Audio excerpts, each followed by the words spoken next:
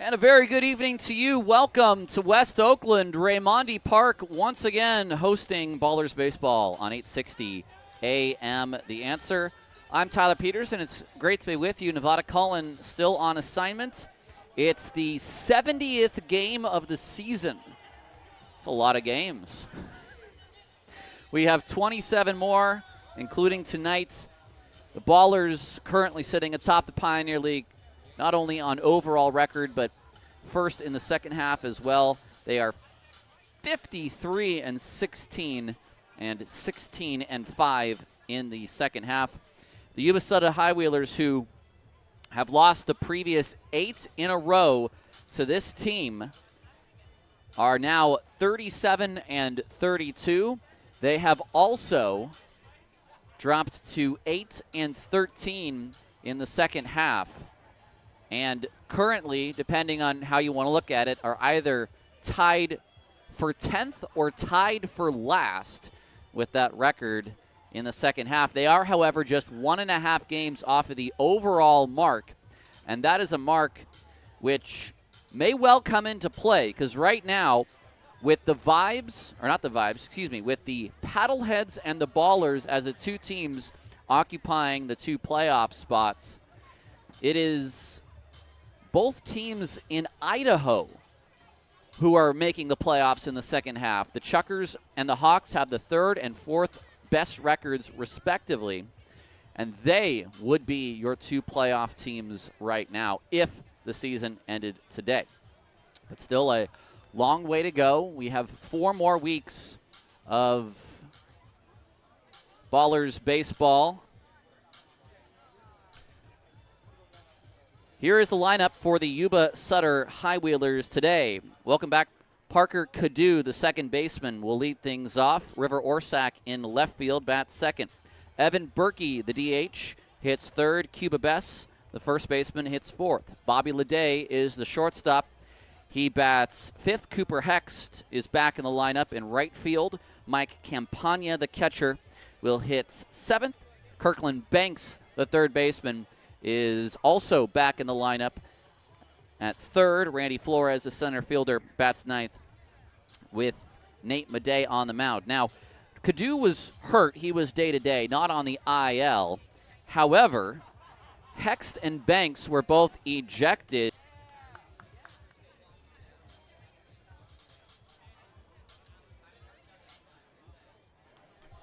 You have Hext and Banks, who are both ejected from the previous game, or the game before yesterday. They were held out of yesterday's game. I don't know if anything came down from the league or not, but they are playing in today's game. They'll both be in there. It's a nice crowd on this Friday evening.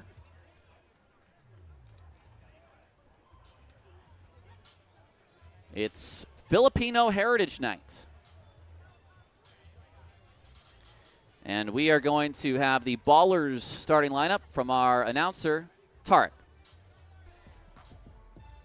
And now, the moment you've all been waiting for. It's time to meet the starting lineup for your Oakland Ballers.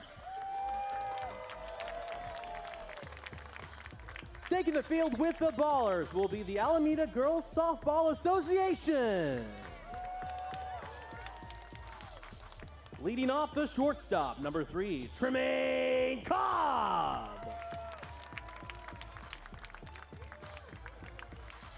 Batting second, the right fielder, number 9, Isai Santos.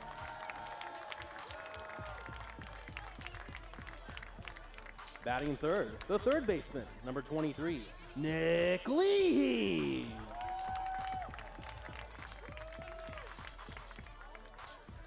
Batting fourth, the first baseman, number 29, Christian Almanza.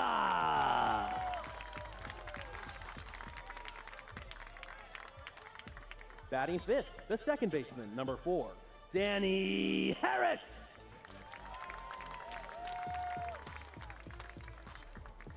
Batting sixth, the first baseman, number 15, Cam Buford.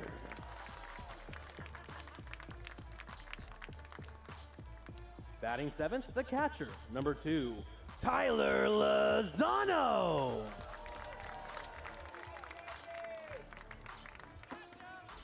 Batting 8th, the left fielder, number 20, Tyler Best. Batting 9th, the center fielder, number 19, Daryl Beggs. And on the mound for the Oakland Ballers tonight is number 56, Gabe Tanner. Gabe Tanner comes out ready to make his 6th start of the year and already 12th game for the right-hander from Danville. We'll now have the performance of the national anthem. Presenting the colors tonight will be Juan Orcasitas, and singing the Star-Spangled Banner will be an artist that goes by just one name, Sunday. So we now turn it over to Sunday down on the field with the Star-Spangled Banner.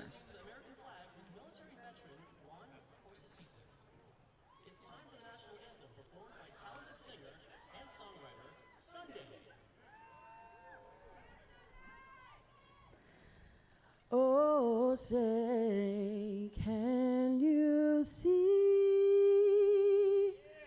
by the dawn's early light what so proudly we hailed at the twilight's last gleaming, whose broad stripes and bright stars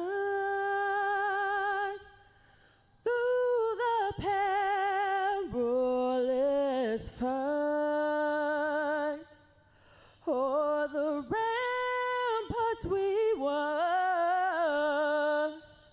were so gallantly streaming. And the rockets regular,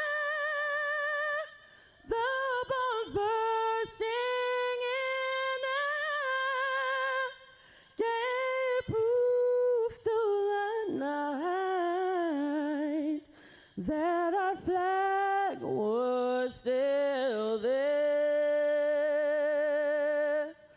Oh, say does that star-spangled banner yet wave?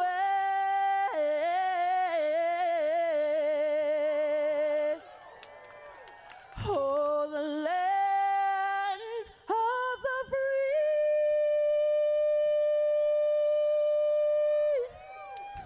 and the home of the brave.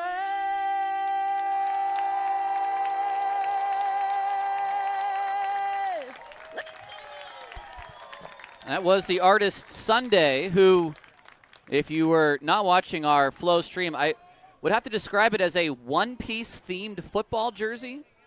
Is that fair? Well, thank you very much, Sunday.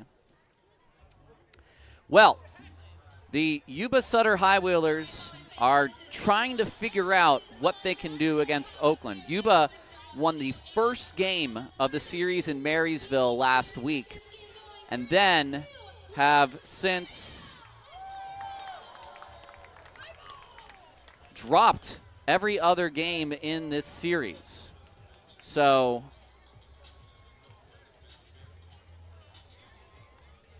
the inclusion of Cadu, Hext, and Banks, maybe that is a spark against Gabe Tanner, who has been spectacular this year since finishing up an all-conference year as a member of the Cal State East Bay Pioneers. Tanner is 5-0, an ERA of 3.03, 38 2/3 innings pitched.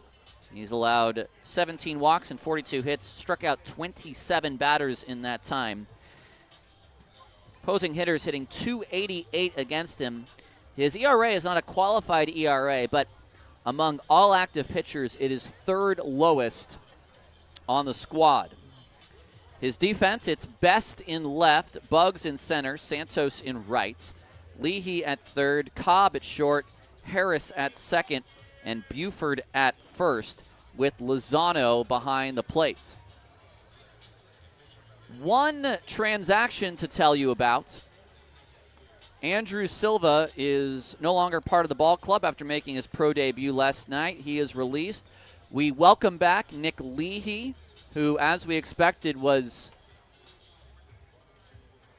coming off of the bereavement list after spending some time with his family. So we are happy to see Nick back in the lineup, batting third tonight.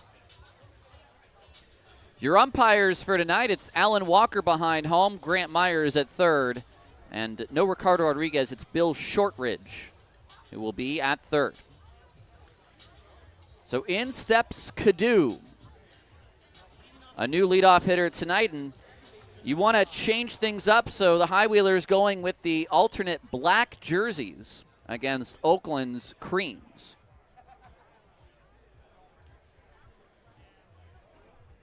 So we are a little bit late, but the first pitch from Tanner on its way is a ball high and outside, and we are now underway at 6:41 p.m.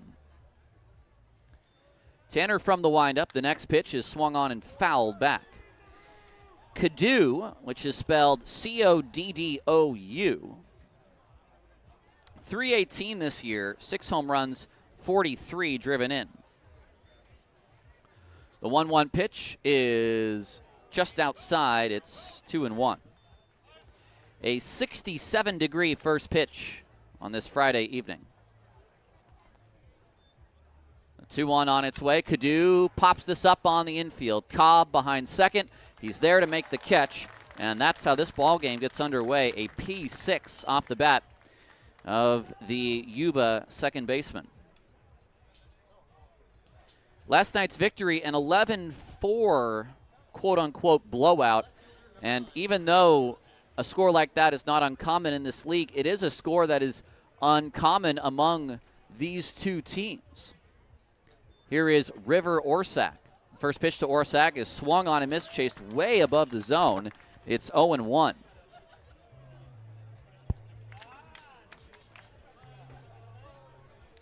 Tanner from the windup.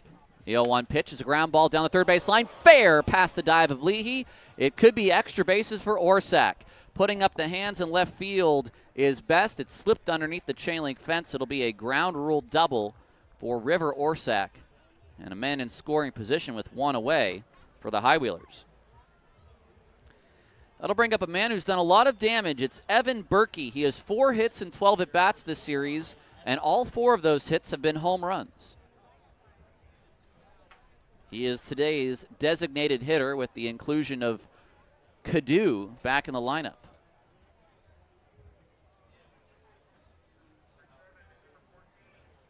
So Tanner, the right-hander, facing off against the righty Berkey, who takes a first pitch fastball on the inside corner at 90 for strike 1. 15 home runs between his time with Billings and Yuba. Traded for Cole Calnon. The 0-1 slider. This is hit in the air to center. Bugs over to his right, backing up. A couple steps in front of the track. He reaches up, he makes the catch, and then drops the ball. It's on the transfer, and to third goes the base runner Orsak. It is out number 2.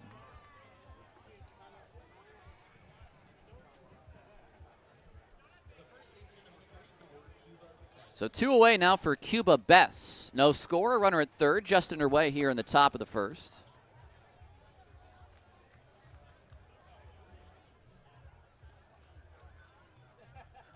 Bess had a homer last night off of Silva in the 8th. It was his 21st of the year. First pitch, just off the plate for ball 1. Oakland lost its 3 challenges last night. Yes. Next pitch swung on and missed. I was trying to think whether it was 2 days in a row, and I do believe it was. It's not something you see very often from this club. I remember now Dylan Tatum wanting to tap the head and then remembering, oh yeah, we're out. The 1-1 hit to right field. Moving back is Santos. He's at the track. He reaches up. He makes the catch, and that ends the inning. No runs on a hit, no errors. A man left on base. To the bottom of the first we go. A hard hit ball ends up being a semi-harmless out.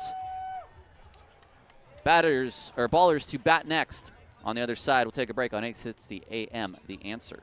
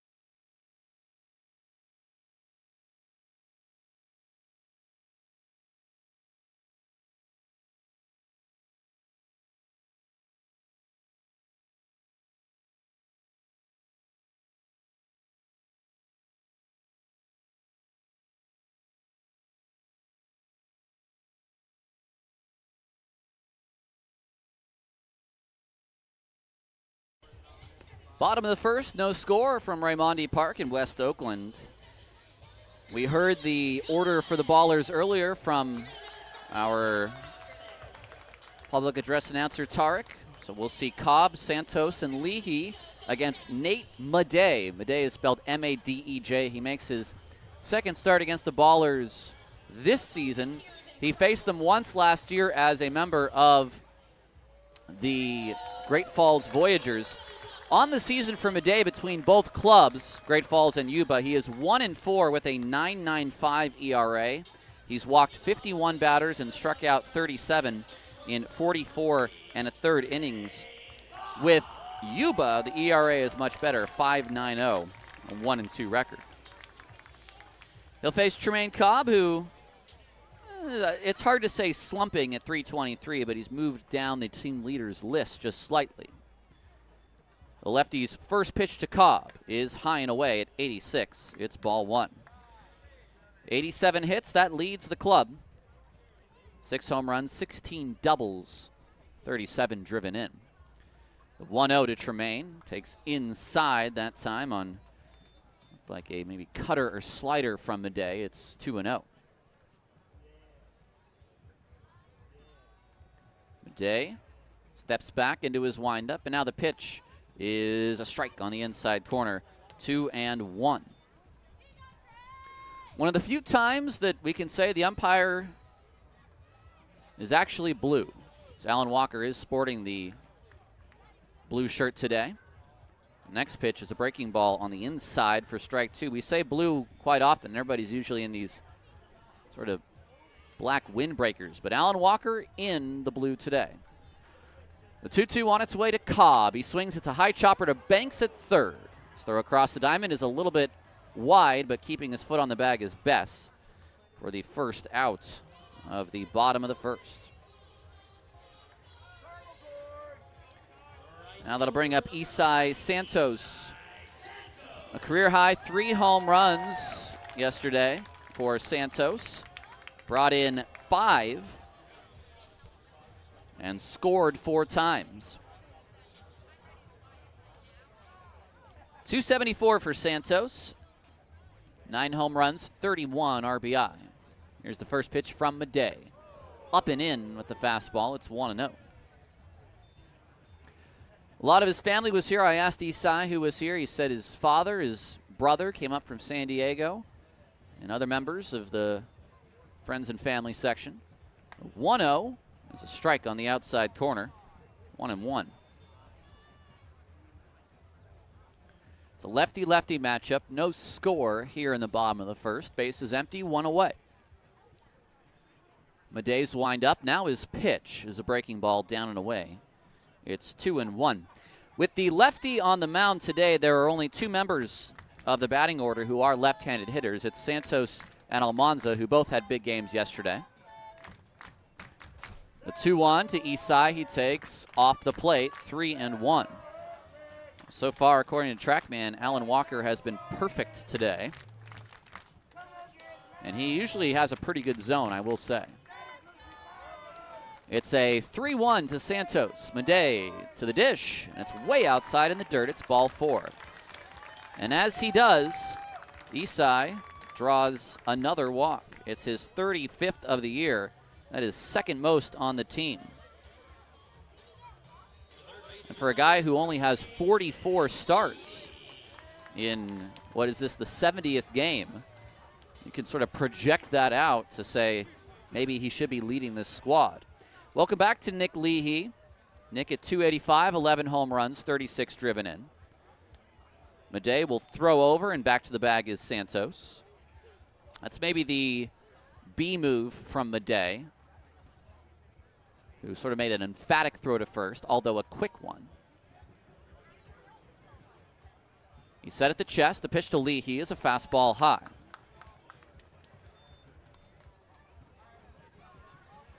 So there's just one member of this squad now who is still on the IL. That would be Luke Short. He is expected to be activated for next series. The 1-0 pitch, Leahy swings and misses on a ball that was way in, but it had some movement down toward the back foot.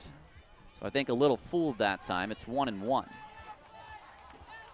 No score, runner at first. Santos, who is only 5 for 10 on steals this year, at first. The 1-1 from Madej. Leahy swings, hits the ball to center field. It's shallow. In is the center fielder. He will not make the catch. Flores, I think, tried to deke Santos. That's the third time, though, in this series that Flores has got close to a ball and not attempted a dive. I don't know that he would have got there, but he also froze initially. So it's 2 men on with just 1 out, and here is the only other lefty in the lineup. It's Almanza. He homered yesterday, walked twice, and also had another single. An RBI single on Tuesday as well, or on Wednesday, rather. Madej's first pitch to Almanza. He takes a fastball up and in, 88 near the hands. Defense playing behind both runners. Madej will try to keep Santos close at second base. Madej to the dish. Almanza takes a breaking ball high. It's 2-0. And now this is a count where Almanza can let out some shaft and maybe try to take on left field. Maybe stay back on a breaking ball left on left. It'll be a 2-0. Instead, Madej will throw back to the shortstop, Madej to Madej, and you don't actually have to feint a throw in professional baseball. He threw that in sort of a lob to someone not covering. It's 2-0. Madej to the dish. Almanza takes outside, 3-0. His issue has been the walks this year. Again, 51 walks in 44 1/3 innings for Madej. And even with Yuba, as Campagna is going to come out and set the defense on 3-0 to Almanza, Madej in 29 Yuba innings has walked 32 batters. He's allowed 1 walk in this inning already. It is Santos at second. Leahy followed up with a single. He's at first with 1 out. No score. The 3-0, Almanza looks at strike 1 at the top of the zone.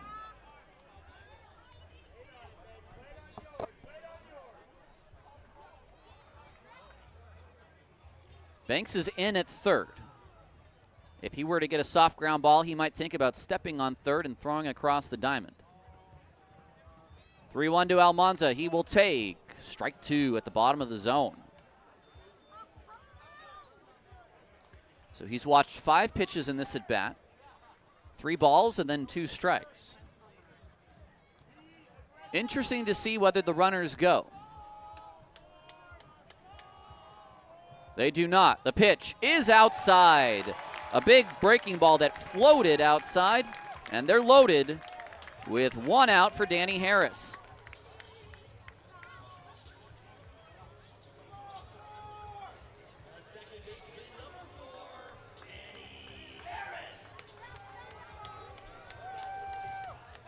It was a 4 spot for Oakland in the first yesterday. They had a 4 spot in the second the day before, and they scored 2 runs in the second the day before that in the series. So early runs on the board for Oakland in the series so far. Can they do it again? The first pitch to Harris is a breaking ball down and in. Madej had some really good starts when he first came over from Great Falls, including, I believe, 7 shutout innings at Glacier. The 1-0 to Harris. He will take high. It's 2-0. And right now, the control, the main problem in this first inning, he's at 21 pitches. The bases are loaded with 1 out. Harris at 306, 10 home runs, 54 driven in. The 2-0. He swings and misses, chases 88 at the top of the zone. It's 2-1. Those 54 RBIs are 3rd best on the team for Harris. A 2-1. Madej kicks and fires, and Harris takes inside, just inside, and Campagna does not challenge. I was admiring how well he knew the zone before, and it was just inside. So now a 3-1. It's got to be a strike from Madej. The pitch to the plate. Harris takes inside. It's ball 4. No challenge from Yuba, and it's 1-0 Oakland. 3 walks in the first. Campagna is now going to go out to the mound and have a word with Madej. I'm a little bit surprised this also will not include Jerome Williams. It will include Kirkland Banks, though, who comes over to have a chat. So the Ballers have 1 hit, and they have 1 run, 4 base runners.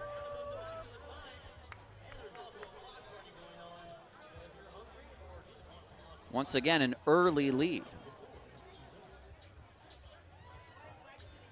That'll bring up Cam Buford, today's first baseman.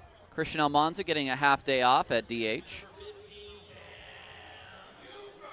Cam at 320, 11 home runs and 53 RBI. He can actually pass up Danny, who now has 55. The first pitch to the righty Buford. Swung on and fouled back. Was ready for that pitch and sent it straight back into the screen. 15 doubles for Cam as well. That's tied for 3rd best on the team. Second on the team in steals with 21. 0-1. Buford looks at a breaking ball in at the top of the zone for strike 2. So a much better start to this at bat for Madej after the mound meeting. It's a quick 0-2 to the next man up. Buford does have a proclivity to strike out, leads the team with 70. The 0-2, he looks at a pitch in the dirt. It's 1-2.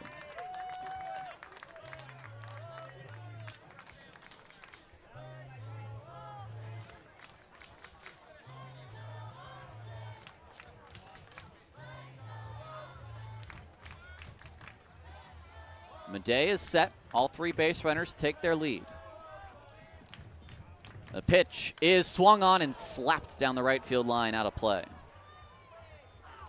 Leahy at 3rd, Almanza at 2nd, and Harris at 1st. Harris with the RBI walk to give Oakland its 1-0 lead. 1 away. Corner infielders halfway. The 1-2, Buford looks at strike 3 called, and he is going to challenge.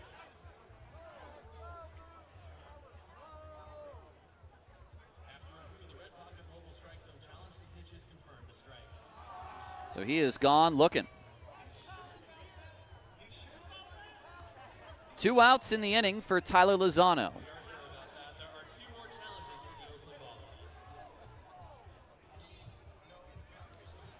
Tilo had a grand slam against Yuba in the previous series.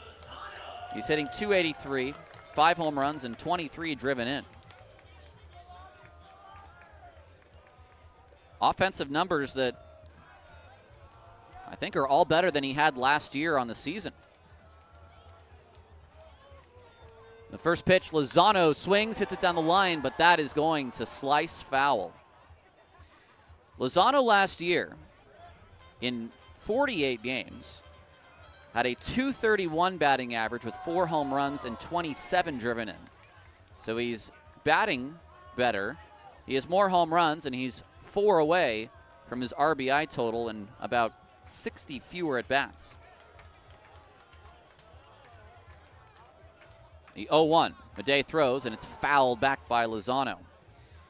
Well, Madej will feel awfully good if he can get off this mound, allowing just the 1 hit and the 1 run, which he's a strike away from doing. It may take him 32 pitches, which will be the count of the next one he throws, but he'll be happy with just the 1 run. Let's see what Lozano can do. Looking to protect. He is in swing mode. The pitch is swung on towards short. Madej boots it. It's into left field. Scoring is Leahy. Scoring is Almanza. And to second is Lozano on the 2-base error by Bobby Madej, who just gave it a little ole. Never got the glove down. E6, no RBI. And then no one covered second, allowing Lozano to get to second. The runs, of course, will be unearned on the line of Madej.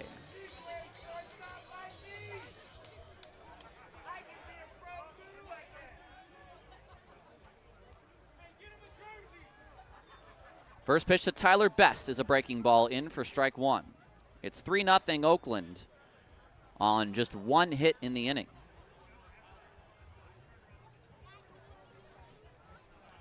Best has a chance to really make this hurt. Second and third with 2 outs.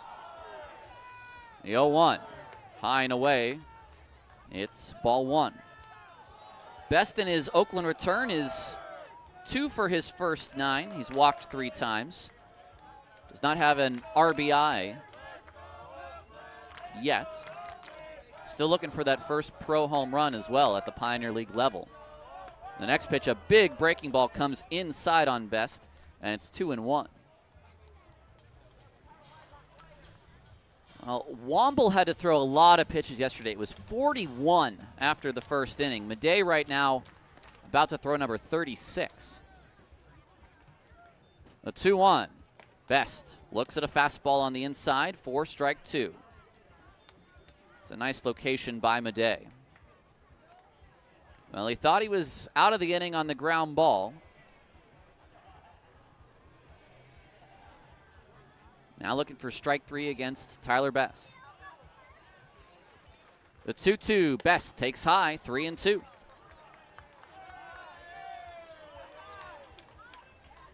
On deck is Darryl Buggs, the 9th place hitter.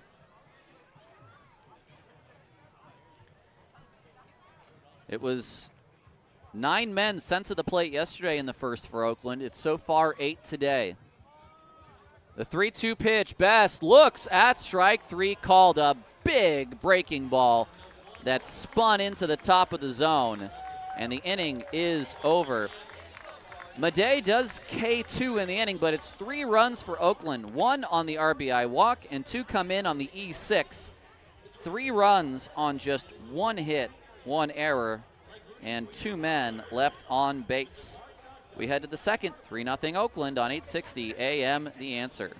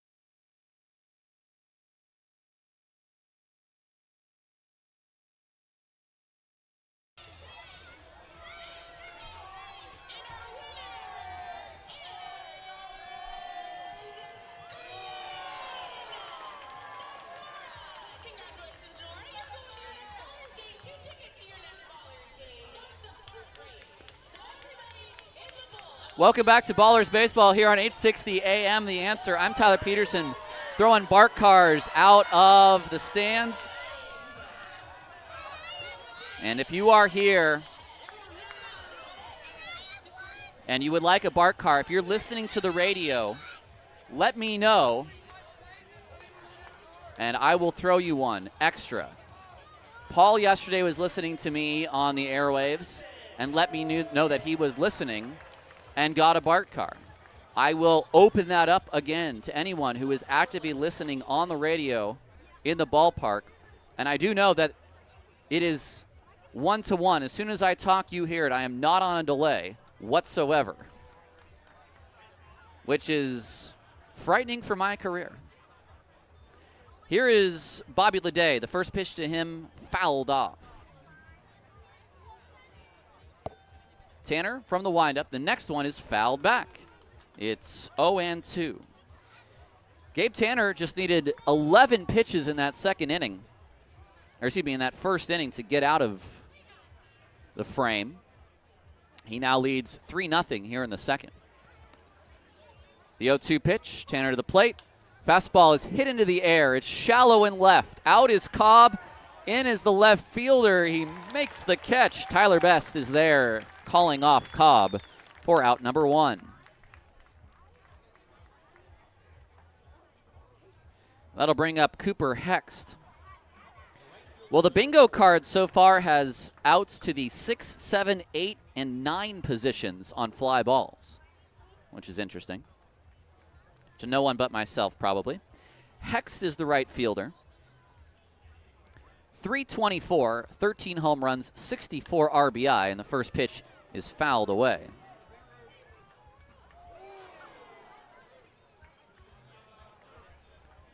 Three 0 Oakland. A rally that, once again in this series, I must say, next pitch is low, helped by free passes and errors. The Ballers are a team that you really do not want to give away extra outs or extra base runners, and they take advantage pretty well. The 1-1 is inside, 2-1.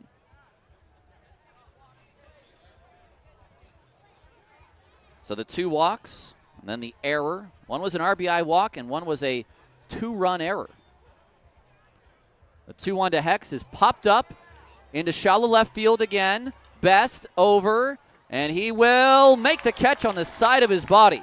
Well, he snagged it, nearly overran it, 2 away. And now that'll bring up Campagna. Mike Campagna, a 6'1", 200-pound right-handed hitter from La Jolla, California. Now, if we were trying to be correct linguistically, first pitch is low. We would say La Jolla, but we don't. We say La Jolla. I think that's how it is said down in SoCal. Next pitch outside as well, 2-0. Played at Mahoning Valley in the draft league previously. Tanner from the windup. The 2-0 is swung on and missed. 2-1. 2 flyouts to left field in the inning. Ballers lead 3-0. Bases are empty.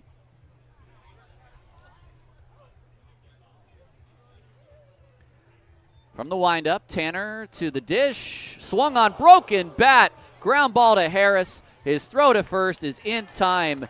Just a knob left in the hands of Campagna.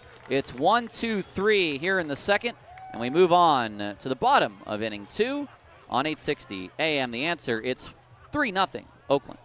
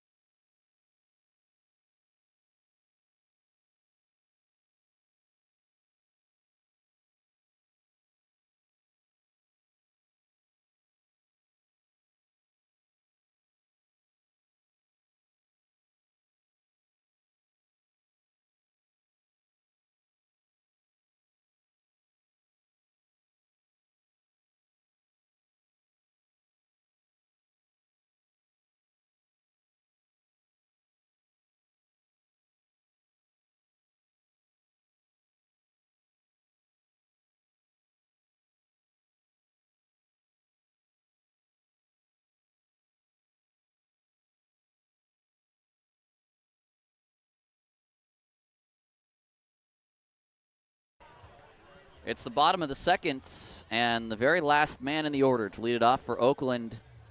The only man in the order who did not bat in that first inning, it's Darryl Buggs, followed by Cobb and Santos after 8 men hit in the first. 3 came across to score. It's 3-0 Oakland. I'm Tyler Peterson. Once again, it's great to be with you. It's hard to believe that really we only have 4 weeks left of baseball after this, until playoffs, of course. But Nevada and I only have 12 more games together, which makes a little tear down my cheek.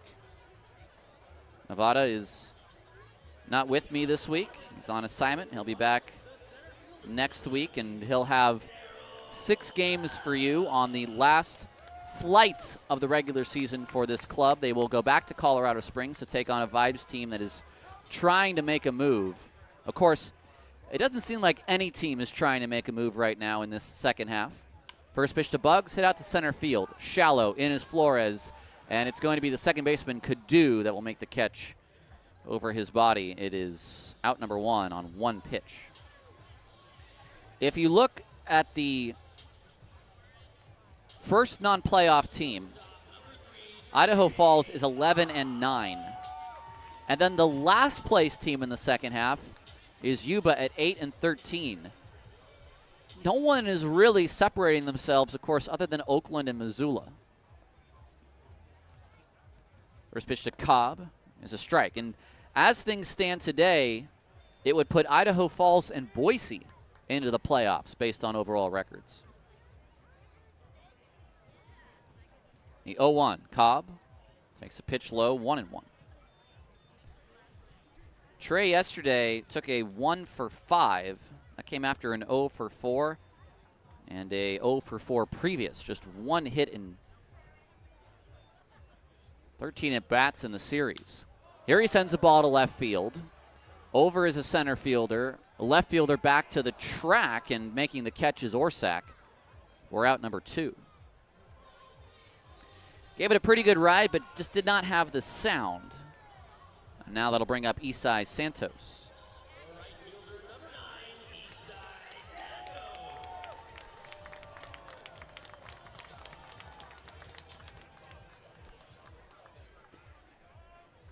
So a decidedly shorter inning thus on so far for pitch count for Madej, who's only needed 4 pitches for the first 2 outs. Santos takes ball 1 off the plate. 3-0 Oakland here in the bottom of the second. Madej fires, and it's swung on and fouled back. Still just the 1 hit, 1 full time through the order. And it was sort of a shallow fly ball from Nick Lee. Not really hit all that hard. Madej's 1-1. Santos looks at a slider at the top of the zone, 1-2.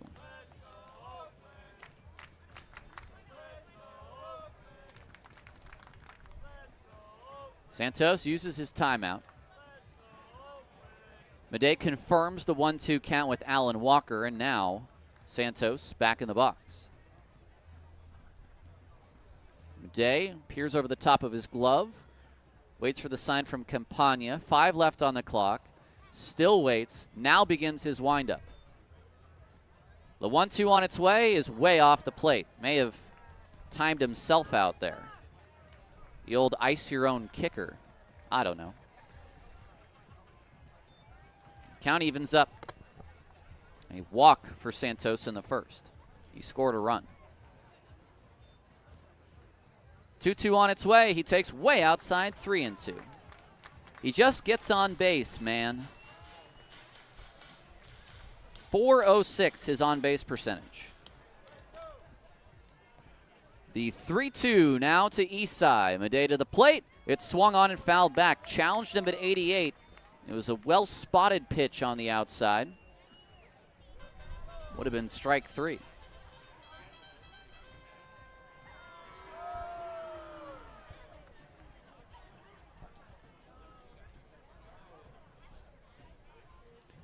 Campagna sets up outside and low. The 3-2 is a ground ball down the line, foul. It was the big breaking ball, and Eastside did everything he could to just stay alive.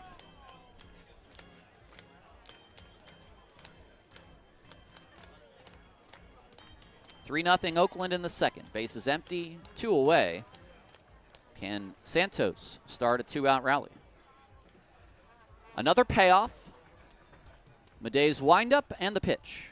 Breaking ball swung on and missed. Chased high did Santos, and the inning is over. It is a 1-2-3 inning for Madej, who picks up his 3rd K along the way. After 2, 3-0 Oakland on 860 AM The Answer.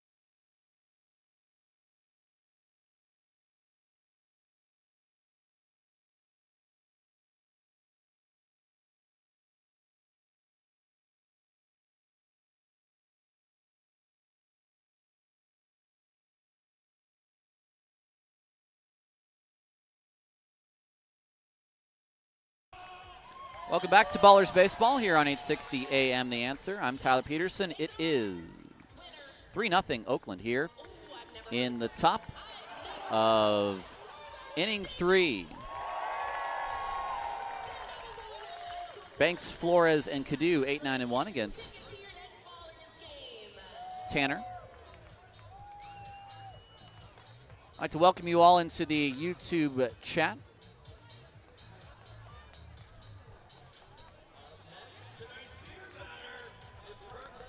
Banks back in the lineup. Again, I don't know whether there were actually any suspensions or not. We did not see anything come from the league, so I would imagine there were no suspensions issued. However, Banks and Hext, who were ejected on Tuesday, were held out of yesterday's game. Tanner's first pitch to Banks was fouled back. Banks is the beer batter for tonight's game. So there will be a little extra oomph from the crowd in this at-bat. The beer batter struck out yesterday as well. The 0-1. Banks hits a ground ball, foul, and it's 0-2. And now folks can taste it.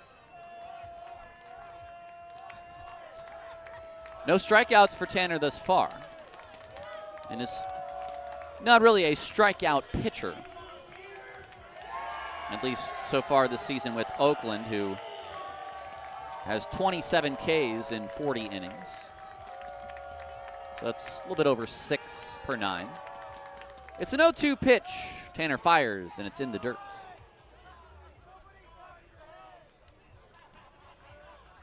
(3-0 Oakland here in the third.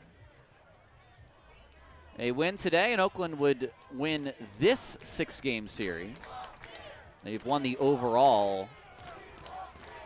The 1-2 on its way. It swung on, popped up on the infield. Harris is coming in. He's underneath it, and he will make a one-handed catch for the first out.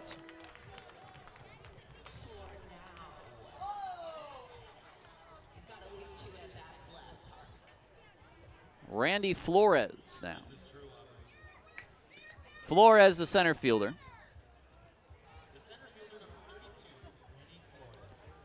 He is 2 for 9 in the series. Flores making his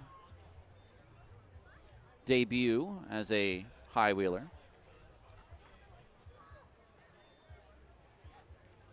He has to be more than 2 for 9. I think these stats might be slightly off in the system for him.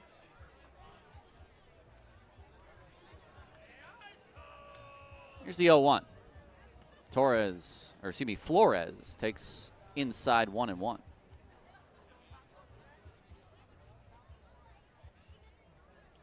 One away, bases are empty. Tanner's next pitch is a breaking ball. That one drops in. Watched it all the way in, did Flores. And now a 1-2. Tanner's windup pitch is swung on and missed. Another breaking ball. It's the first strikeout of the night. And there's 2 away. Tanner has retired the previous 7 batters for Yuba. That'll bring up Parker Cadu.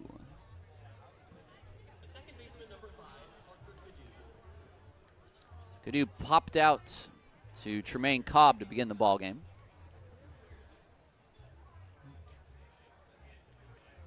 Tanner's first pitch is swung on, hit in the air to left. Best over to his left. He's underneath it. He makes the catch, and that's the inning. Back-to-back, 1, 2, 3 innings for Gabe Tanner. And we move on. Bottom of the third up next. Ballers 3, High Wheelers nothing on 860 AM, The Answer.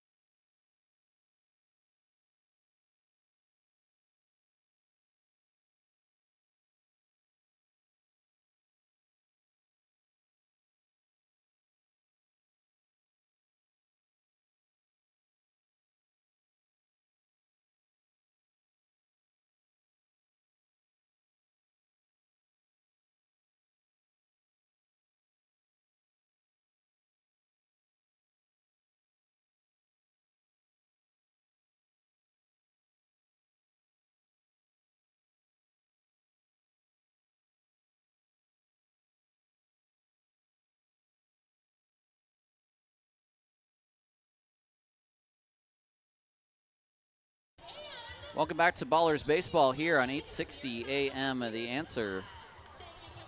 I'm Tyler Peterson. You'll notice a new feature on our stream, on the YouTube stream. You can now see the TrackMan strike zone. I will say, however, that what you see doesn't necessarily dictate whether or not a challenge will be successful or unsuccessful. It is merely a representation for your viewing pleasure. Nate Madeda faced Nick Leahy, Christian Almanza, and Danny Harris, but I do hope you enjoy it because that is the handiwork of Brendan Colthurst, because he works very hard at creating that real nice statistical picture for you. Here's Nick Leahy, who swings and hits one down the right field line, shallow and foul. It's 0-1. Leahy has the lone hit in the ballgame for Oakland. They're up 3-0. He had a soft single to center field.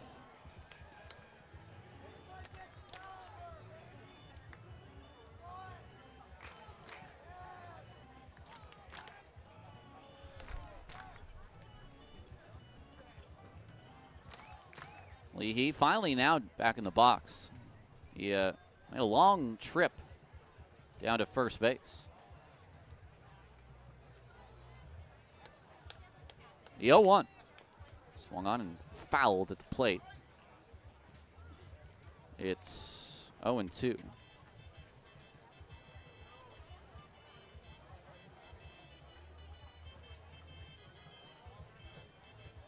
Leahy back into the box. Madej ready. The 0-2 on its way is high. Well, you feel good about the 3-0 lead. You're maybe not over the moon with how you got it because no one was able to get a hit with runners in scoring position. The 1-2, Leahy swings and misses, chases a fastball high and outside. And it is first out of the third. That'll bring up Christian Almanza.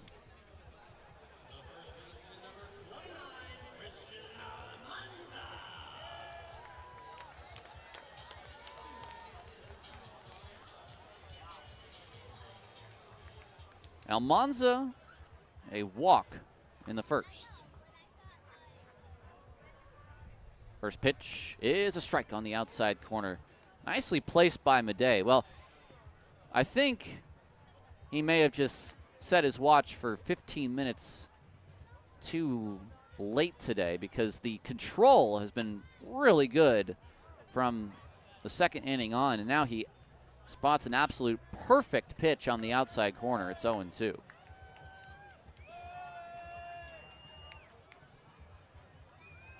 Madej's 0-2 to Almanza. He swings and lines one sharply down the right field line, but foul. It did not have home run distance, but it was hit quite hard.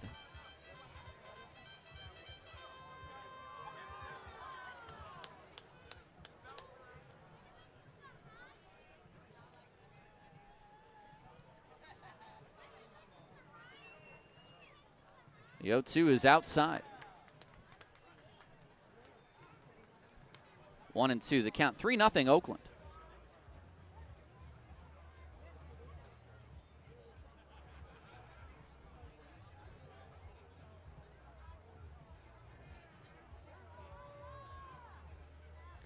The 1-2, he looks high. Well, I say that about Madej, and then the last two quite a bit outside. How about a 2-2 to Almanza? Madej from the windup, and the pitch is popped up and again out of play. So a pretty good battle. The pitch count from Madej is at 60, which is really not exactly where you want to be.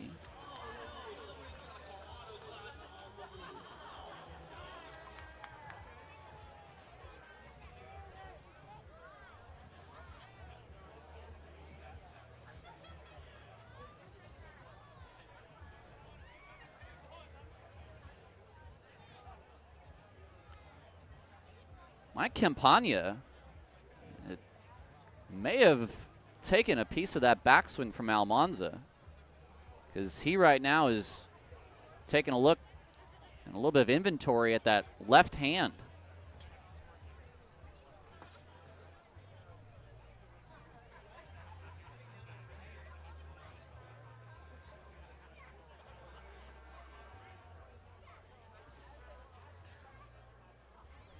The trainer for Yuba is now taking a look at Campagna's left hand.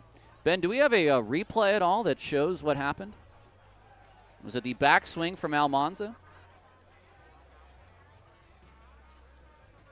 I mean, they do have Cuba Bess at first base, but Campagna, who is a really good catcher, this would be quite a blow if for some reason he can't continue. And they're really working out that left hand right now, and it might be that left thumb. It is his catching hand. So Campagna is he gonna test it out? Boy, he's really shaking that thing out.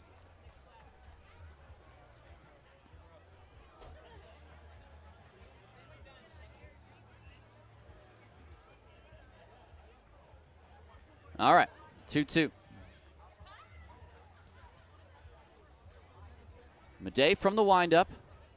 And the pitch. Breaking ball, high and deep to right. The right fielder, Hex, just turns, and he will watch that fly.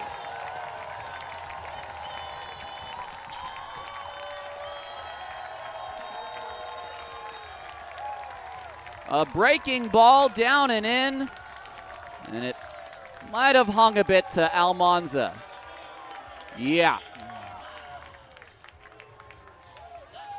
Solo shot for Christian. What ends up being the 7th pitch of the at-bat. His 23rd home run. Well, he broke the record yesterday for most home runs in a season, and he will continue to add to that. Here's Harris. First pitch is low. Madej from the windup, a swing and a miss by Danian. 1-1.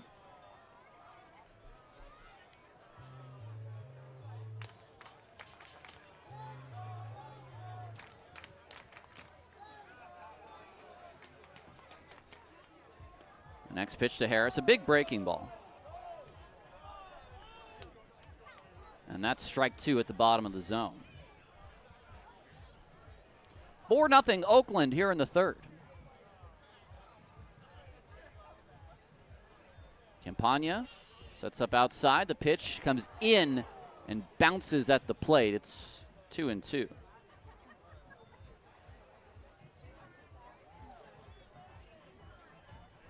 We play here in the bottom of the third.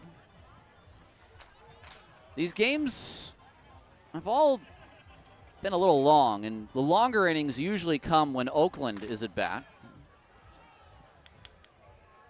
Dylan Delvecchio yesterday, 6 innings of 1 unearned run ball. Got his first pro win yesterday. Baller scored 11. And now Harris swings and misses at a fastball at the bottom of the zone. It's strike 2, or it's, excuse me, the second out of the inning. For Madej, that's his 5th K of the night.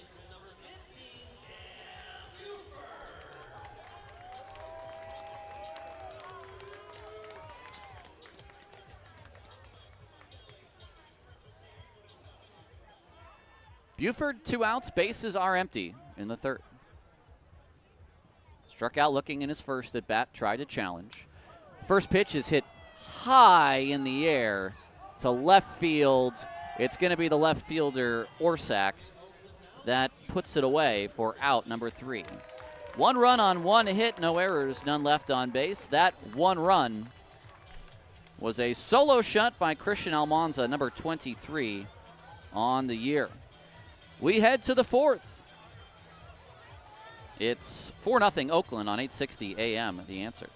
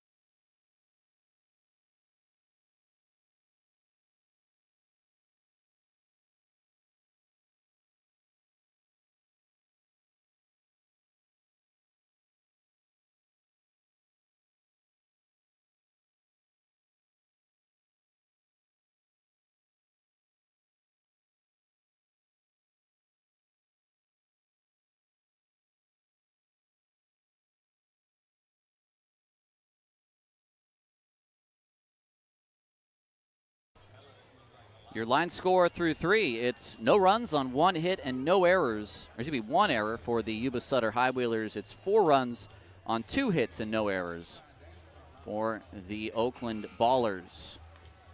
River Orsak, Evan Berkey, and Cuba Best, 2, 3, and 4 against Tanner here in the 4th. 31 pitches for Tanner through the first 3 innings. It's Filipino Heritage Night, and I do know there is some delicious Filipino food. It may be a subject in our question on the answer segment. Tanner's first pitch to Orsak is down and away for ball 1. Orsak, a double in the first, right down the line past Leahy. It was the first and only hit of the game. Next one is down low as well, 2-0.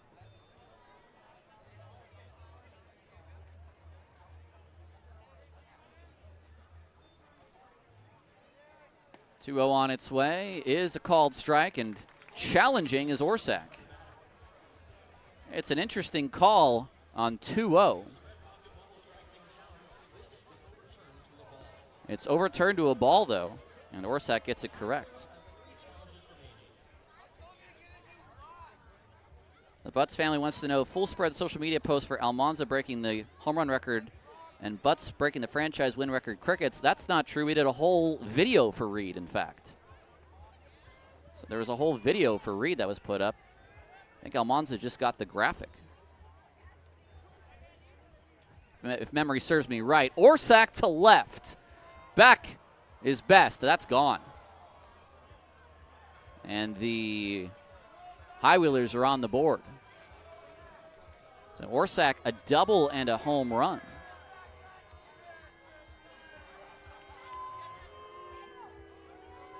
And it's 4-1. You challenge. It's an interesting sequence. You challenge the 2-1 pitch, make it 3-0, and then you hit a home run on 3-0. I mean, that is called commanding an at-bat. He steered that ship. Here's Berkey. Berkey flied out to center field.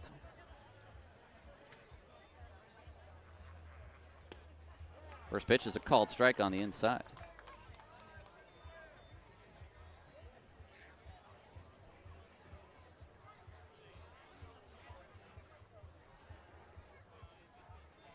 Tanner from the windup. The next one is outside. It's 1-1.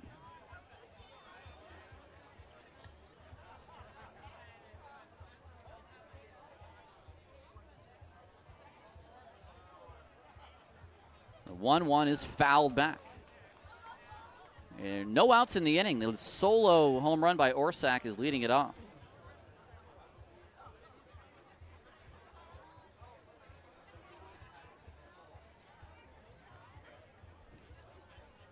Both teams now with 2 hits. The 1-2 is down and away.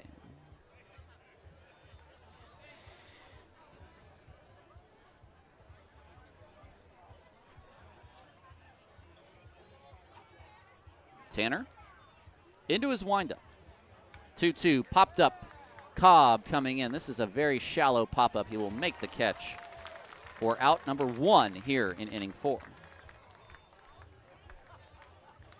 For Orsak, it's his 16th home run of the year. He was already 3rd on the team, but now trails Bess and Brusa by 5 home runs for the team lead. Here is Bess. 21 bombs is a lot.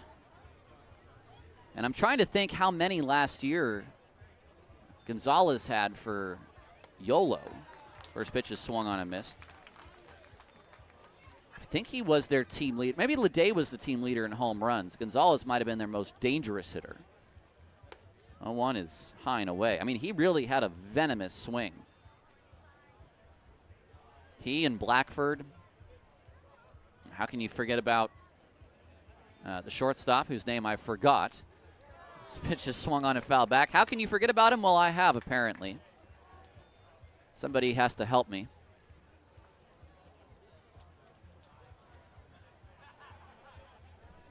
One and 2 the counts to Bess.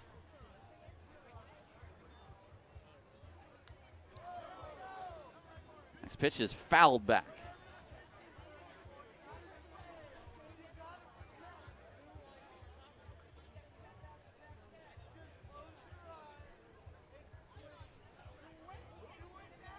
Now Tanner from the windup. The pitch is swung on and missed. Changeup outside, and Tanner picks up his 2nd K. That'll bring up Leday. Their infield, yes, last year, Yuba, was a championship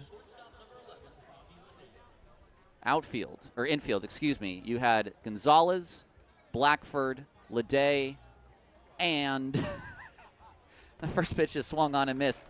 It was the best defensive shortstop in the league, and I saw them 41 times. You think I'd remember the name of their best player.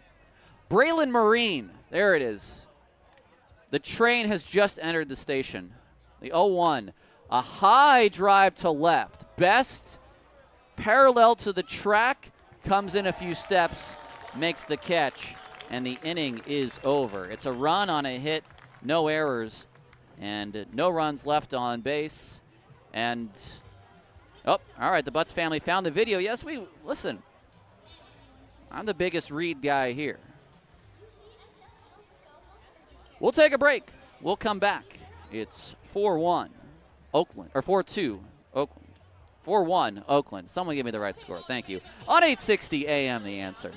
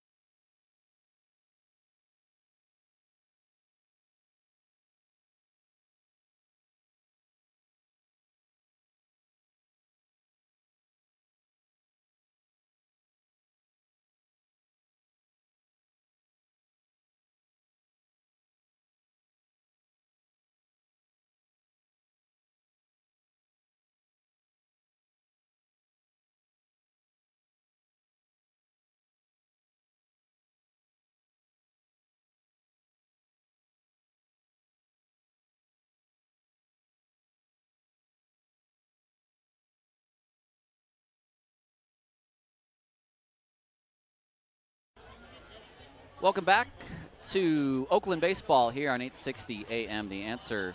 It's 4-1. Oakland leads here in the bottom of the fourth. Lozano, Best, and Bugs against Nate Madej, who, I'd say for the most part, has settled down. He did give up the solo bomb to Almanza in the previous inning. But hey, he's just allowed the 2 hits. A single and a home run. He's pitched pretty well, all things considered. Lozano reached on an E6 in the first.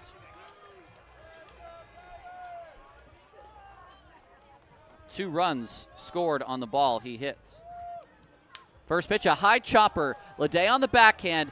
From the outfield, grass, his throw is not in time. It's an infield single. It would have been a really nice play.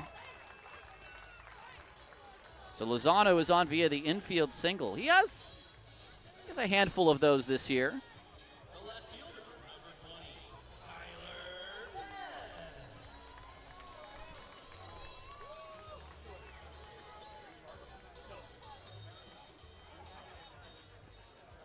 Best struck out looking in at-bat 1.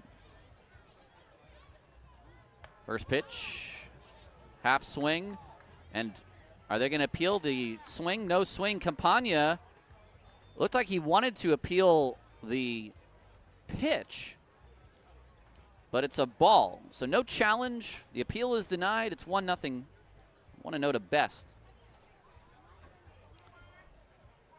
Madej to the plate, and it's swung on. Best a little lean back and came up empty. It's 1-1.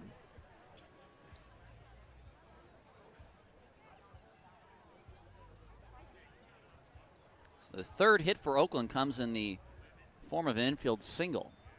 The 1-1 now is in the dirt, 2-1. 4-1 Oakland. Here in the bottom of the fourth. Games always seem to be close between these two teams. They've played over 50 times in 2 years. 2-1, Best swings and fouls it back. I don't need to tell you that that is a lot in the game of baseball, and especially in a 96-game season. You're looking at a quarter, 1 out of every 4 games in the Ballers' history. A little bit over that, in fact. It's been against this club. 2-2 to Best. Madej, the high kick, the pitch is swung on and missed. The ball ended up coming out of the glove of Campagna, but it was not a foul ball.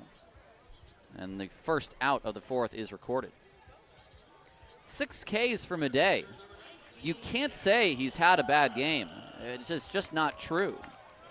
He's just allowed 2 earned runs and has struck out 6 batters. Here's Bugs, who saw 1 pitch in the game and flied out to center. He shows bunt, pulls it back. It backdoors him for strike 1.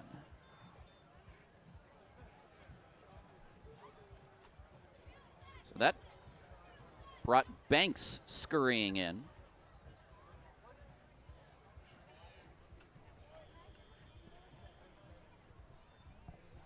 The next one to Bugs. He swings and misses.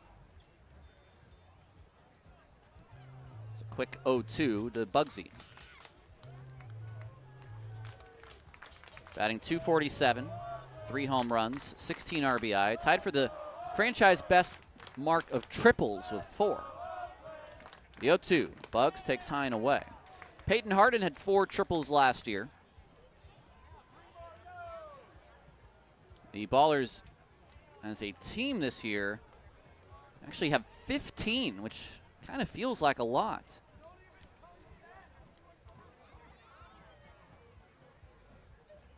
One-two, Bugs takes high and away.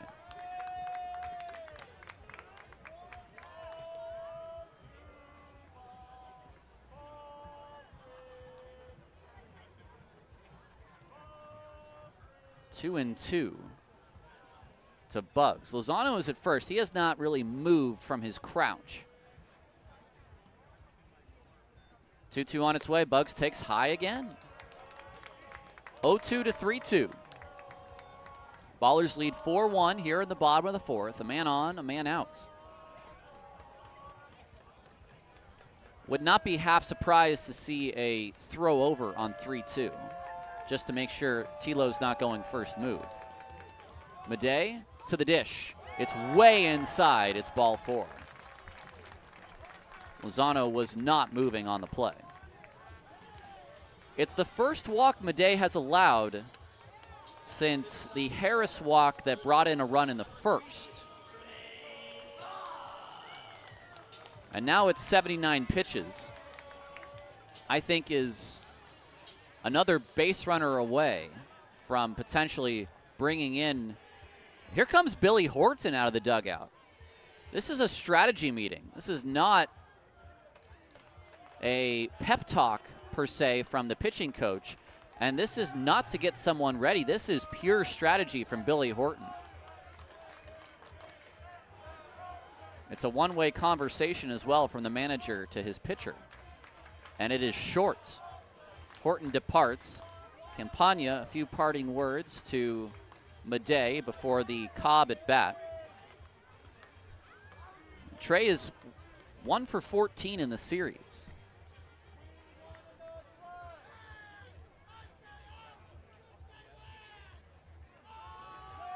Lozano at second, Bugs at first, with 1 out in the 4th.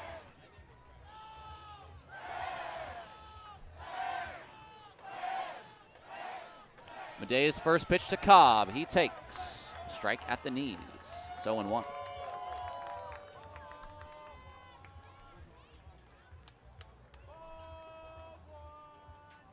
A ground out and a fly out for Cobb. 0-1. Whoa, it hits him on the back knee. A big breaking ball that at first he got out of the way of and then kept spinning toward his back knee.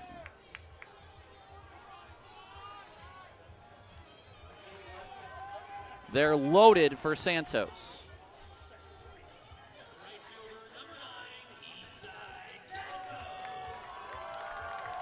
That still does not get anyone up in that Yuba bullpen. So maybe the talk from Billy Horton was, hey, this is all you right now. You have to get us through this. We threw a lot of guys last night. It's a lefty-lefty matchup. The first pitch to Santos is taken for a called strike 1. Nice location on the fastball right under the wrists of Santos, who holds that bat out in front of the letters on Oakland.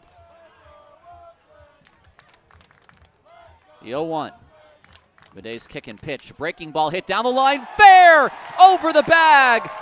2 runs will score. Are they going to send Cobb the windmill from Aaron Miles? Will the throw even be made? No! A 3-run double for Santos. And it's 7-1 Oakland.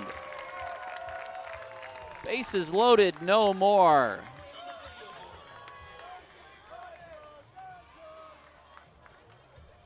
The ball did not bounce for the first time more than 40 feet down the line but it went right over the bag, and Billy Horton has something to say to Grant Myers because, to be fair, after the baseball was hit after first base, it bounced first in foul territory. And now the umpires are going to come together. I thought to my eye that that ball went over the base. It does not have to bounce fair. It just has to bounce over the bag. So Grant Myers is going to have a conversation with Bill Shortridge and Alan Walker.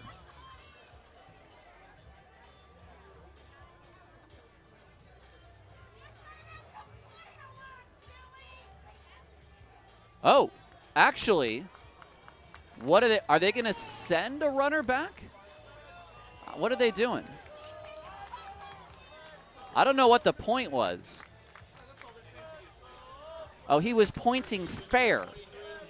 Usually what happens is they'll point to the position of the runner, and that was what was being signaled. It's a 3-run double for Santos. Okay.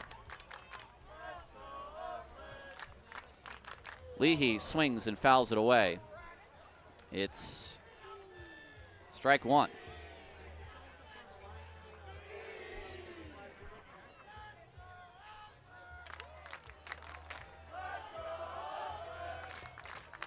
Madej to Leahy, now 7-1. 5 earned runs against Madej today. The pitch, Leahy looks at that big slow breaking ball. That one at 68, that's the slowest we have seen today.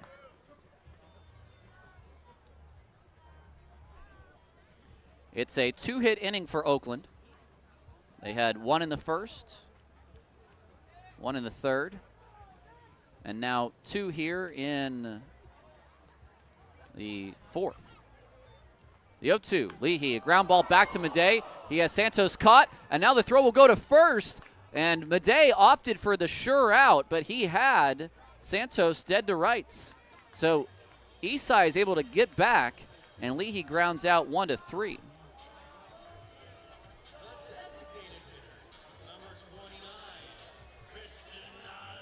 So here's Almanza. Homered and walked in the game thus far.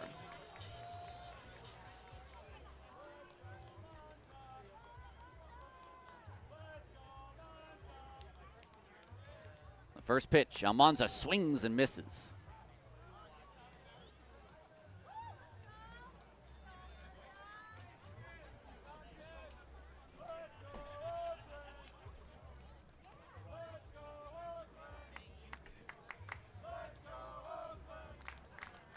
Madej looks at Santos, and now the pitch. Almanza takes high and in, 1-1.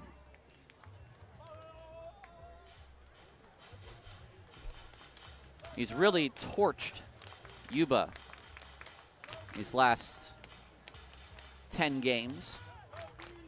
2 home run game, the grand slam. Isai Santos, 3 home runs yesterday, now a 3-run double. A 1-1. It's down low. And Isai is a guy that has proven his ability to hit either handedness.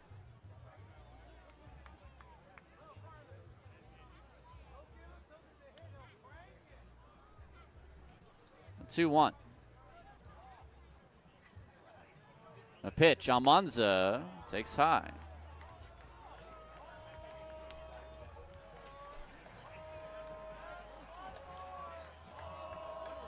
Madej to face Almanza. Checks on Santos. Pitch to the plate. He takes inside. It's ball 4. And that bullpen, quiet. So I can't tell you what the conversation was between Billy Horton and Nate Madej. That'll bring up Harris.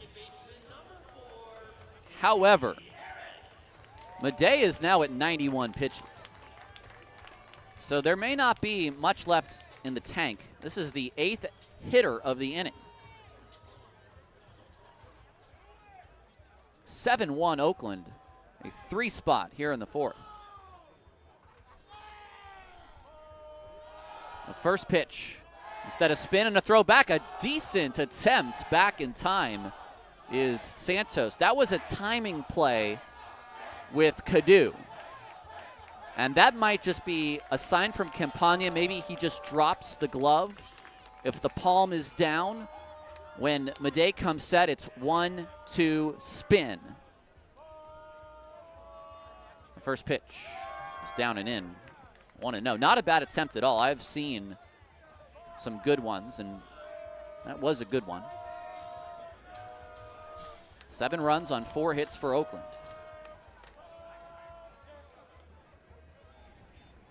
He pitched to Harris. He swings. This is popped up. First base side, Campagna over, but this is into the crowd. And it's spares anyone a bruise, but does bounce very high and then goes on to the concourse.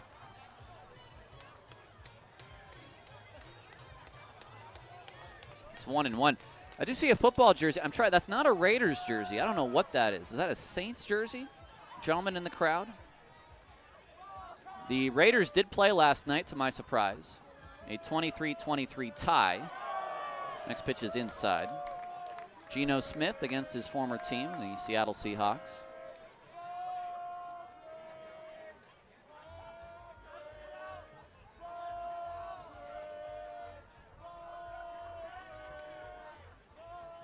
Two-one. Madej throws, and Harris hits one high to left field. It's deep to left field. Orsak is back, and that is off the nets and gone. Boy, Danny brought the hands in and smacks a 3-run home run to left field. It's his second 3-run homer of the series, and that takes it to a 10-1 lead.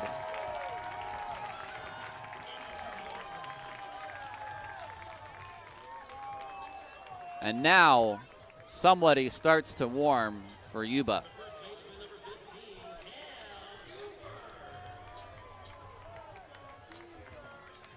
It's a 6th spot here in the 4th. First pitch to Cam. Inside for a ball.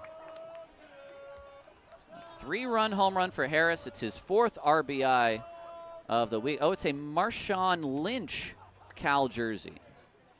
That's what's up. The 1-0 is low. He, of course, was a Raider. I think one of my favorite final Oakland Raiders memories was against the Jets.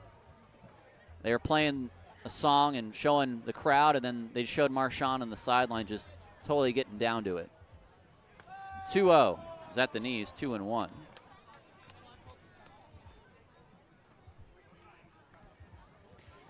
It's funny with Geno Smith now as quarterback. The last game I went to at the Coliseum, I watched Khalil Mack strip sack Geno Smith as a member of the New York Giants. The next pitch is down low. It's 3-1.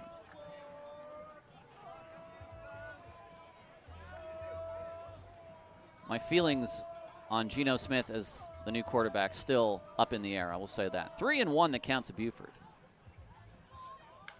This is a drive to right center field. Well hit. Moving back. It will go off the top of the wall. Buford at second. He is going to turn on the Jets. He wants 3. A good throw from Flores is not in time. A standing triple for Cam Buford.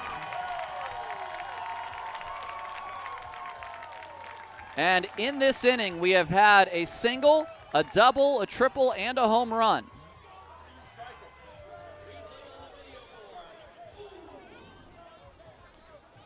And the Ballers have now batted around, sending the 10th man of the inning to the plate. Madej will now face Lozano. A triple on his 100th pitch thrown.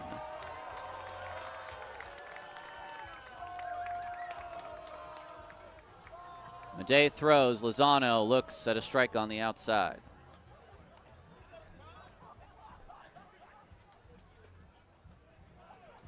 Ten runs on 6 hits for Oakland.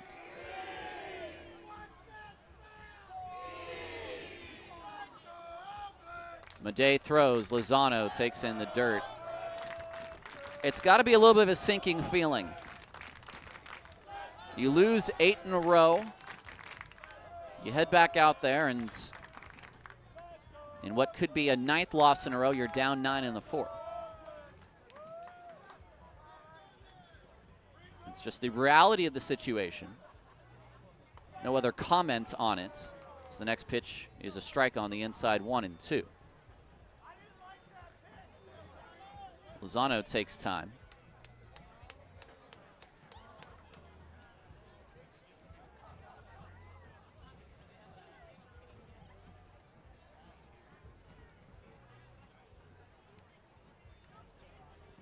Tilo back in the box. It'll be a 1-2. Buford at third with 2 outs. The pitch. Ground ball, slowly hit toward Leday. This time he gets the glove down. The throw across the diamond is off of the glove of Bess. It's an error on the shortstop, Leday. It's his 2nd of the game.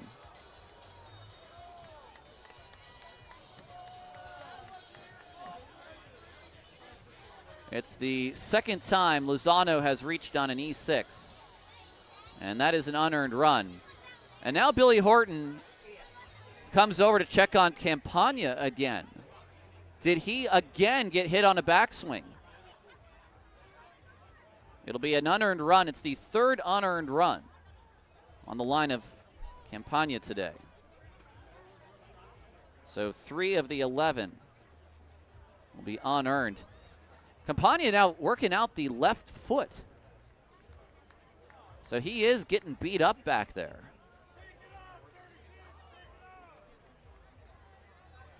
It's a 7-run inning.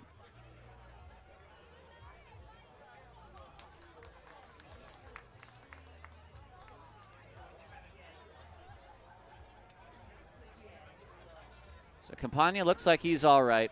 Madej is still out there on 104 pitches.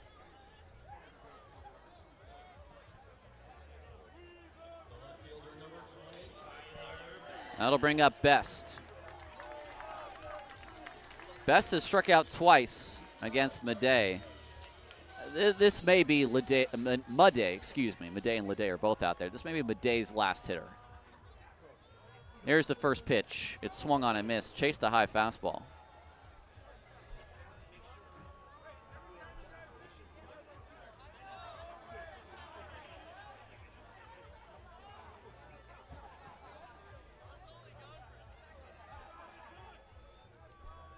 Swing and a miss on the next pitch. 0-2, back-to-back fastballs.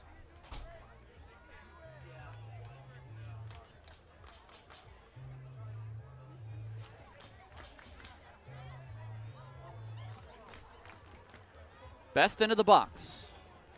An 0-2 coming up from Nate Madej. Pitch on its way is swung on and missed. That's the inning. Oakland scores 7 times in the 4th. We move on to the 5th. It's 11-1 Oakland on 860 AM The Answer.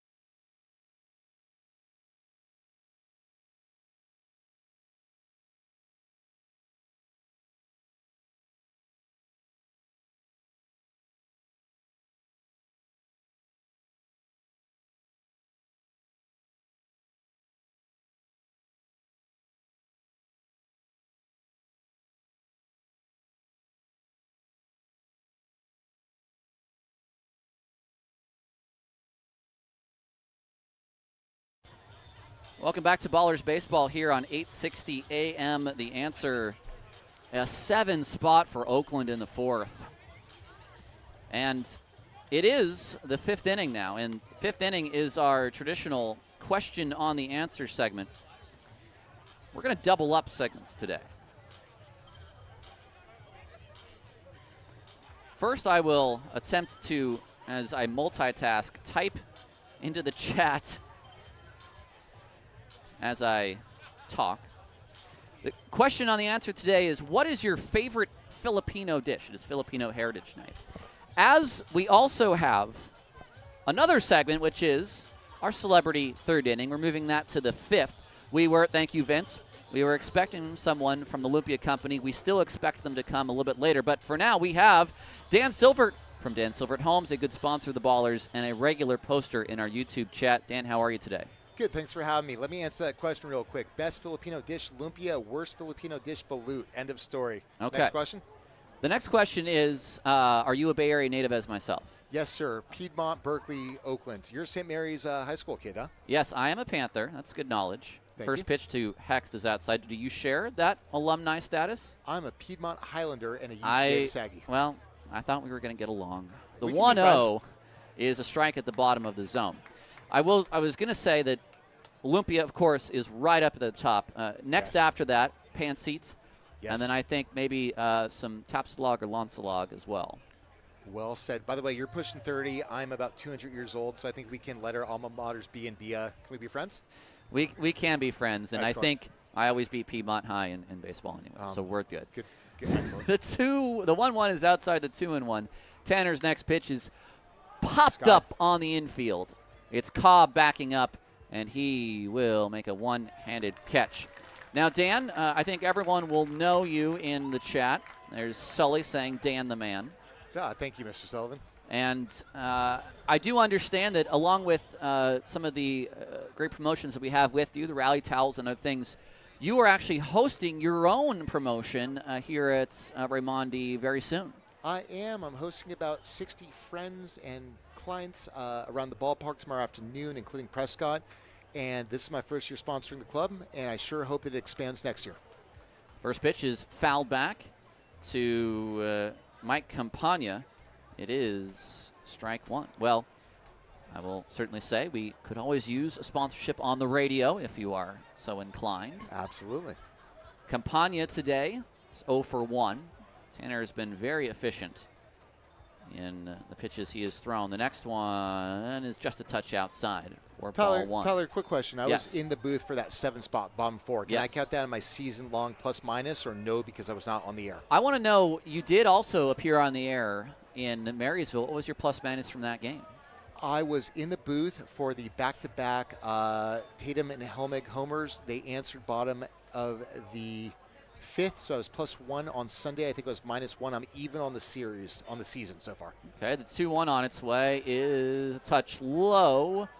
No challenge from Lozano. Boonies are technically our official score. I'd like to see what Booney's thoughts are on that, whether we can count that toward Dan's total or not. Yes, we will count that toward So I'm plus a touchdown. Excellent. Thank you. First pitch is a strike. Well, I want to see what happens in this inning as well. We certainly hope that you keep that 7-run lead. 3-2 to Campagna, one away here in the 5th.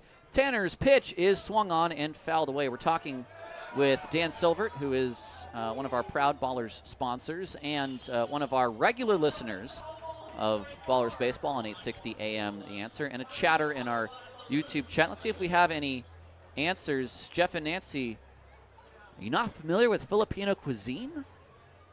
I want to know your favorite Filipino dish. Of course, a big Filipino community out here in the Bay Area. A high chopper to Cobb. Gets one big hop and his solid throw over to Buford in plenty of time for out number 1. I'd love to know as well, Dan, of course, you being in the real estate business, I sort of lucked out, I guess you could say, at the end of 2023. I found a really nice property in the Berkeley area near the Gourmet Ghetto, an apartment. Oh, wow. But it's kind of hard to find right now some really nice spots. How is the market right now? You know, it's frothy. It's a little bit wonky. It's up and down. I think there's some good opportunities in condos. I think real estate's always a good long-term proposition, but there's always happy to have a conversation with people about it. First pitch to Kirkland Banks is ball 1. And now the next one from Tanner is down and away. You know, Tyler, you insinuated this game is far from over. It's the PBL. A touchdown lead is not a thing. You know, 10 runs, it's sort of a thing. But Must suck to be a high wheeler right now, being 1-7 and impending, 1-8, 1-9 in this series? The 2-0 is outside. It is 3-0. It is an 8-game winning streak for Oakland. And the Yuba Sutter High Wheelers, who, of course, were the reigning champions. The next pitch outside, a 4-pitch walk to Kirkland Banks. They did beat Oakland on this field last year, but right now it is Oakland who has the advantage this season. And it is a different Yuba Sutter team. I don't know how much you were following along last year, but this is my year. This is the year I really tuned in. But it's a tough fortnight. One thing about the Ballers is, man, they take good teams like Ogden, the Raptors, the Chuckars, the Vibes. We take good teams, and the Vibes are what, 1-11 against us this season? I do believe that is 1-11. The first pitch is outside. It's funny, you, in a spot like I am as a front office baseball operations person, you think, well, do we have the pitching to beat X? Do we have the hitting to beat Y? How do we match up against? And right now, it's the Ballers that are that team everybody's talking about. They're the team that's 53-16. The next pitch is low. Certainly, one of the things that Oakland circled is Lozano is going to go have a chat with Gabe Tanner in this 11-1 lead in the fifth is, how do we beat Yuba? That was certainly something we talked about, because in the regular season last year, Oakland just barely had the advantage in the regular season and then ultimately lost in the playoffs. And so the pitching staff was something we circled. The power was something we circled, and then speed, how you upgrade in all three of those assets. Both of the teams had great pitching staffs. YOLO certainly had better power hitters and had a deeper lineup than Oakland. You guys As certainly Flores takes a strike. It's 2-1. All 5 tools. You guys certainly pick people up. Here's a question for you that we can talk about a little bit. At the epicenter of the Venn diagram between Laura Geisey, Don Wakamatsu, and play-by-play. Here's a ball off the glove of Tanner. He picks it up. His throw to first is in time. Nice play. Go ahead and finish your question as the inning is now over. So you are at the epicenter of everything. You're doing you're a little bit GM, conventional GM. You're a little bit executive vice president, assistant. You're a little bit play-by-play. You wear a lot of hats with this team. How do you handle it? Well, you say it's baseball season and there are no overtime hours. You're on rolling admission more or less, and I assist Laura on the business side. I assist Don on the baseball side, and we try to make this thing work. We'll take a break. Dan, can you stay for one more half inning? I'd love to. All right, we'll take a break. We'll come back. It's 11-1 Oakland on 860 AM The Answer.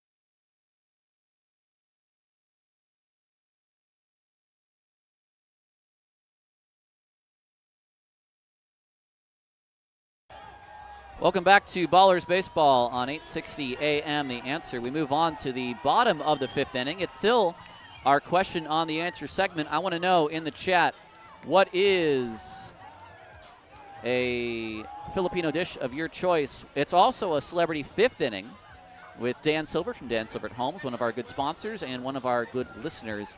Jeff and Nancy, I must say, I now have to apologize. I'm not familiar with your Filipino dish, which is known as Adidas. Let me look it up. I'm not going to say Adidas like the shoe. It refers to chicken feet. That's a new one for me. I don't know about that. Now, I know chicken adobo. Is maybe that something similar? Are we talking about that? It looks, I can see visible feet. I don't know how I feel about that. Here's the first pitch to Darryl Buggs. It is taken for ball one. So Scott Ellis the new pitcher in for the Yuba Sutter High Wheelers. The next one is over everyone. It's 2-0. Ellis, 21 appearances, a 5.22 ERA, no record on the year. 30 Ks and 17 walks in 29 in the third innings, and we saw him 2 nights ago pitch a scoreless inning. The 2-0 to Bugs is taken for a called strike one. I do want to ask Dan, because we do often have sponsors in the booth from time to time. You interact with this club in a different way than most sponsors do, because you do interact with us as a half a fan as well. The next pitch is a called strike. I would like to know, what has been your favorite part of being part of this Ballers family? You know, not to be corny, it's been really good for the soul. You know, it was hard losing to A's. I went to 4 games last year. By the 4th game, I decided, screw it, I'm bought in, and I've enjoyed it. Oh, Bugs was just hit on the helmets. Ooh. And he is going to go down on his seat, and that at least is going to bring out Bruce Valentine to take a look at him. Bugs says he's okay. Ellis takes off his hat, not happy with himself, and I think we're just going to get a little bit of a, hey, man, are you all right? So 92. Bugs is going to head to first, taking 92 off the noggin. And the leadoff man is on for Oakland here in the 5th. Tyler, I'm a bit surprised. You know, was it Wednesday that 4 hit by pitches? The Campagna, the catcher DH, got plugged in the stomach. The spine shot last Sunday. I'm surprised this has not been a little bit more contentious. You know, the Ballers are rolling over the High Wheelers and unintentionally plunking them. I'm surprised we have not been a little bit more contentious. Well, were you not here the last few days? I was here, not here yesterday. I was here Tuesday and Wednesday, so I'm familiar with the tempo and the heat check of this series. It's an interesting dynamic, these teams who don't play as much as they did last year. The first pitch is over everyone, and Ellis just has not had control this inning. It's a wild pitch, and I think that's one reason why. I think Cobb knows that was not, well, I should say Bugs knows that was not intentional. That ball to the backstop on the wild pitch that puts a runner in scoring position. It's 11-1. The Ballers lead here in the bottom of inning 5. Ellis from the belt, pitch on its way, is called a strike on the outside. Let me get you the numbers for Madej. He goes 4 innings, allows 6 hits, 11 runs. It's going to be 8 earned. I'm going to have to change that from 9. 5 walks and 7 Ks.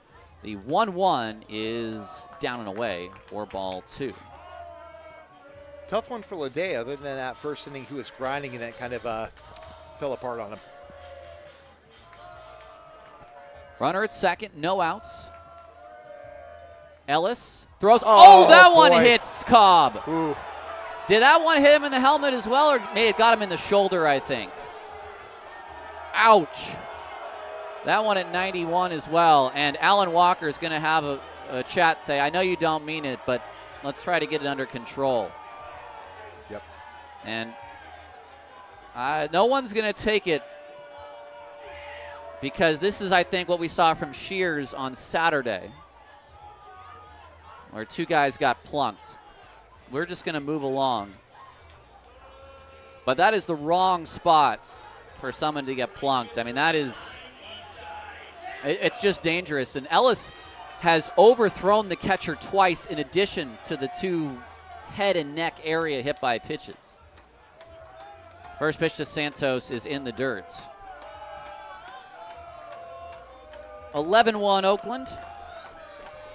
We're going to try to get back to our segments. Let's talk about Filipino food.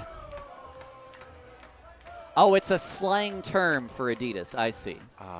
The 1-0 is high. The Butts family actually educating me today. It's describe the chicken feet because of the 3 claws, the 3 stripes. Okay. That might be more of a chicken adobo dish with feet. I'm not sure. 2-0 to Santos. Ellis set at the belt. And the pitch to the plate. It swung on and fouled back. Is that actually knowledge coming to us from Central Illinois, or did Mr. Butts, did Jeff Butts Google that answer? Listen, it's coming from him. Whether he's the middleman or not, we're not sure. Good point. 2-1 the count. Ellis to the dish, outside, 3-1. Well, all of his misses have been in the right-handed hitter's box. That one would have hit someone around the belt area. Santos, a left-handed hitter. Ellis, a look at second. The pitch is swung on, hit to right field. It's going to be caught by the right fielder for out number 1. Bugs will slide into third. It's first out of the 5th inning in an 11-1 game. You know, Tyler, I always get patently offended when you in Nevada say that one's out, that one's going, and it's a routine fly ball. I get it. It's hard to judge from here. Well, I will say, Nevada has the express call where he begins with high and deep and then will peter out at the end. I'm more skeptical of fly balls. And he often has me getting up off my couch a little prematurely sometimes. The first pitch is in the dirt to Nick Leahy. It's 1-1. I will say Nevada, one of his few drawbacks, an otherwise excellent announcer, an excellent writer, an excellence all around. Excellence all around, a great assistant, and a great number 1 man on the road. The 1-0 is striking, ball inside, challenged by the man on the mound. What do we always say about challenges from the pitcher, though? It's a confirmed ball, 2-0. So that's the first challenge lost by Yuba today. It's going to be 24 or 25 years old. Optimism abounds. I appreciate you, sir. Soon to be a married man as well. Yes, he is. 2-0 to Nick Leahy. In his return today off of the bereavement list, he is 1 for 3.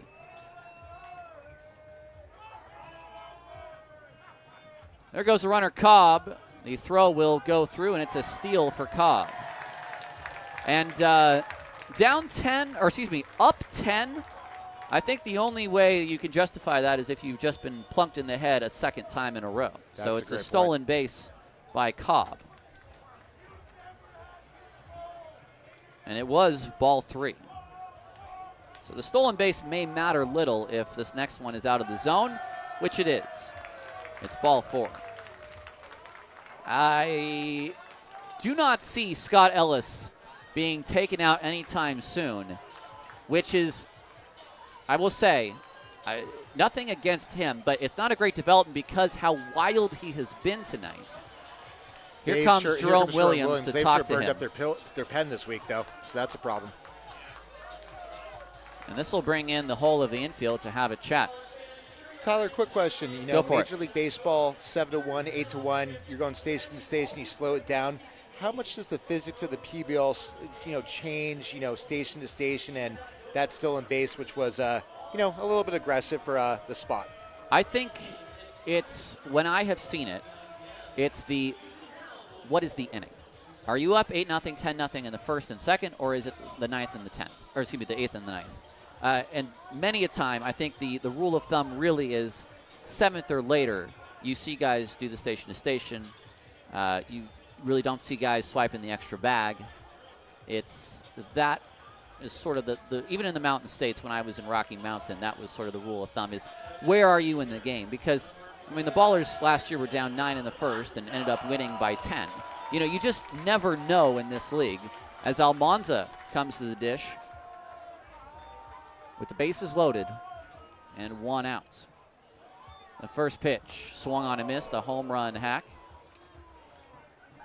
Mr. Sullivan, please be kind for me saying this, but there was the game where Sully, the 8-4 game against the Vibes and the 8-2 game against the Sky Sox, so anything is possible in this league, if improbable. Next pitch is swung on and missed, 0-2. The Butts family, it's all real info. A friend of his was a missionary in the Philippines, so they know well about.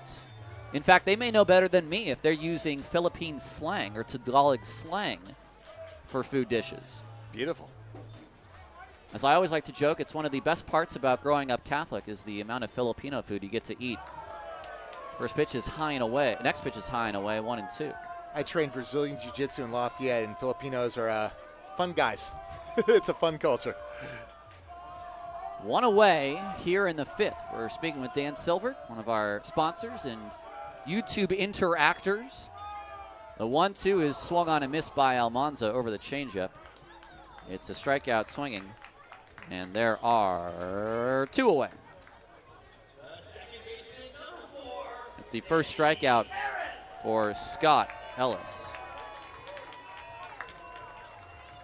And really the first good at bat he's had, because even the out previously made was a laser to right. First pitch is a breaking ball for a called strike 1. Nice chance for Danny Harris to maybe have himself a game right here. Wait, what, to add to the 3-run home run and the walk? Let's go more. Next pitch is in the dirt. It's 1-1. I mean, look, you are in this league for one reason, and that is to move up, to pad your stats, to move on, and to try to be a Major League Baseball player. Well said. And for a guy like Danny, who was signed by the Rockies, who played in the complex league system, that is why he is here. He is using this as his platform. So he is certainly going to try to get the most out of every at-bat. The next pitch is fouled out of play. It's 1-1. Excuse me, 1-2.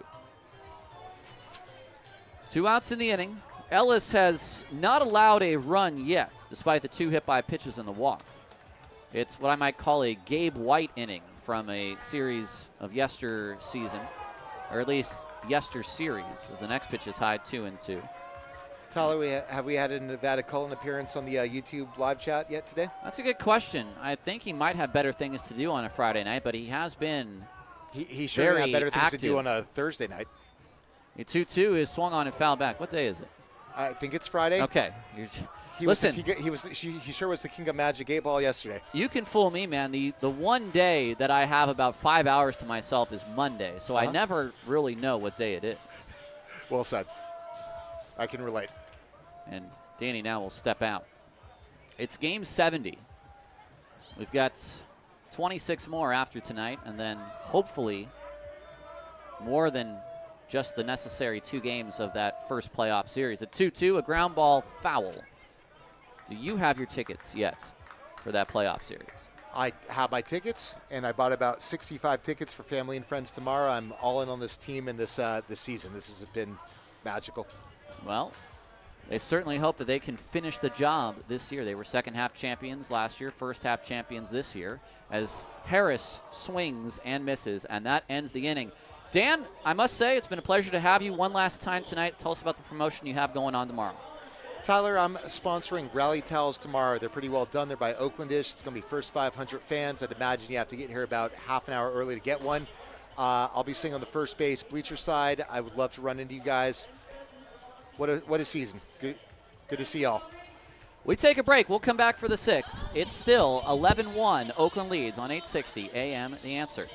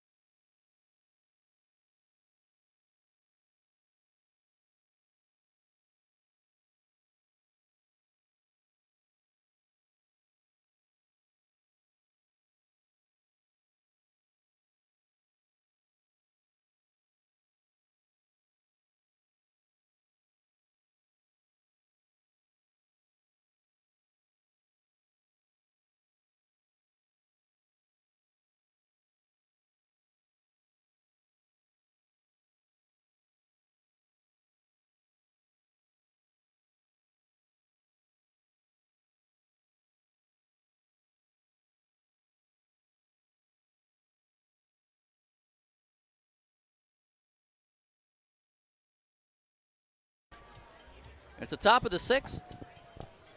A long game.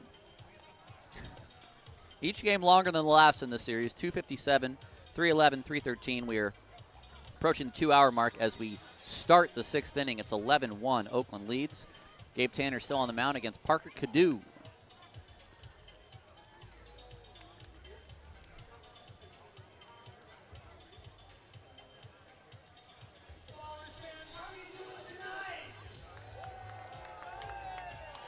Cadu is 0 for 2.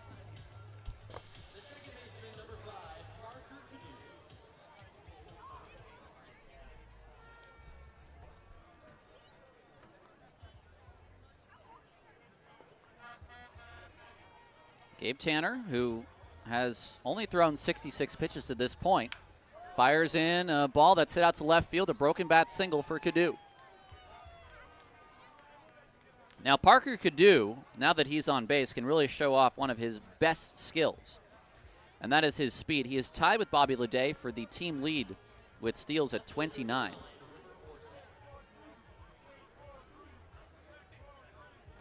Here's Orsak.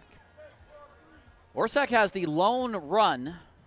It was a homer against Tanner, who has not been fooling him today. First pitch slider is high and away for ball 1.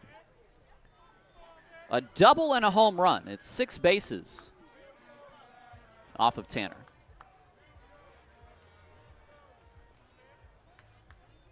First pitch, fastball for a called strike.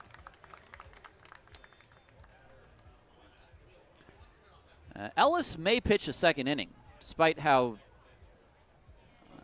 dangerous, maybe the word is, the inning sort of looked. The 1-1. Slider catches the outside corner. 1-2.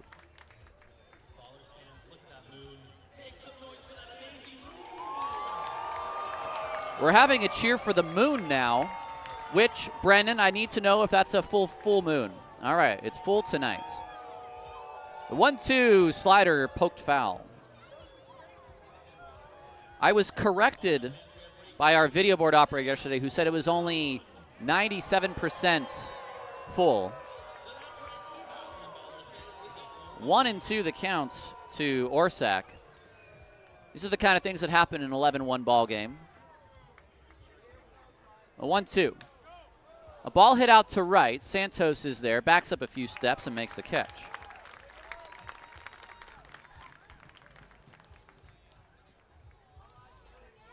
One away in the 6th. That'll bring up Berkey. Well, yesterday and tonight have more or less gone the same way. You get a really nice start from your starting pitcher, and then you're backed up with some big innings and a little bit of help. So you didn't want to lose sight of how good a start Del Vecchio had yesterday in his first pro win. He struck out 8 and only allowed 2 hits and 1 unearned run. Tanner has been quiet today because he's only struck out 2. He's just got a lot of soft outs as the ball is popped up on the infield. There's an out on the first pitch to Berkey, and there's 2 away. It's been an understated start. He's just allowed the 1 run on 3 hits. And he has just barely hit the 70 pitch mark as we're about to end the 6th. Here's Bess. He is 0 for 2.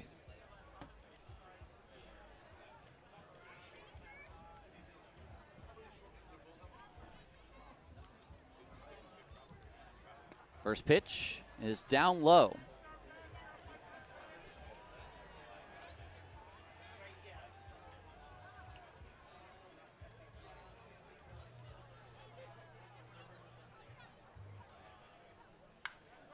High drive to right, very deep.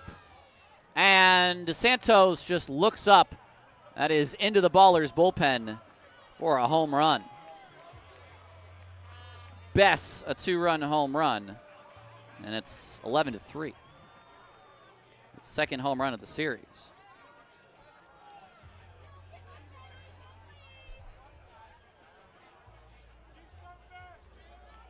.22 home runs on the year for Bess. That's now the team lead.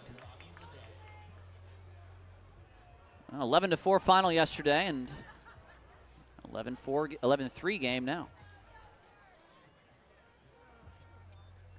Tanner to the dish. Breaking ball low.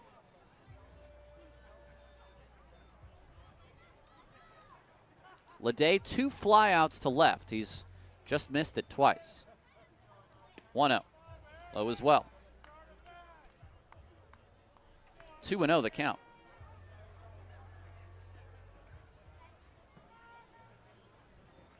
The next one is lined to the left field. That's a base hit.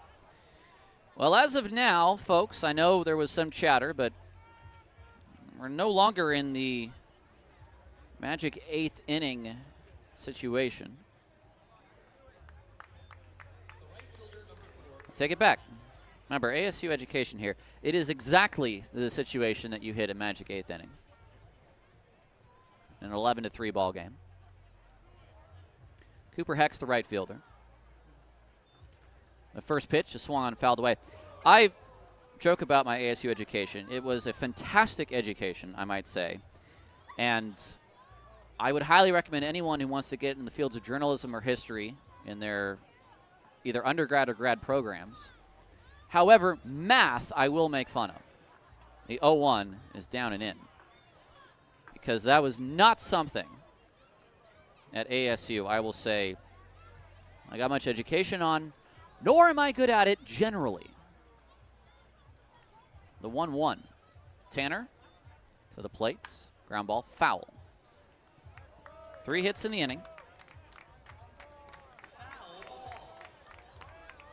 2 runs are in. Can Leday, who was at first, this might be a situation where you can go. We'll see. He does. Swung on and missed on the slider.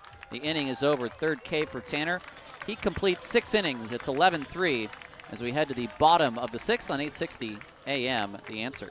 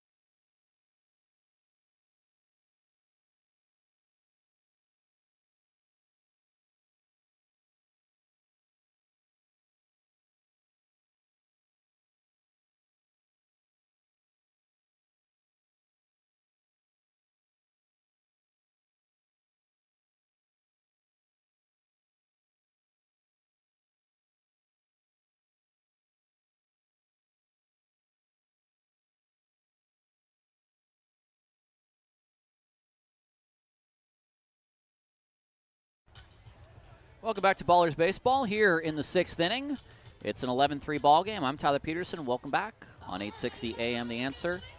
Nancy Butts is disheartened that my math was never my strong subject. I can only say we all have our strengths and our weaknesses, and this is just who I am, and I embrace it. Buford, Lozano, and Best to face off against Ellis, who hit 2, walked 1, but did not allow a run in the 5th.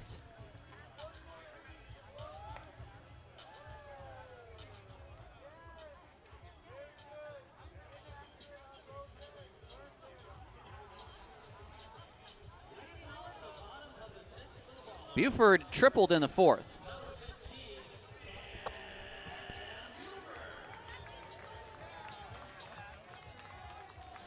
Ballers 11. Yuba Sutter, 3. First pitch. Off the plate. It's ball 1.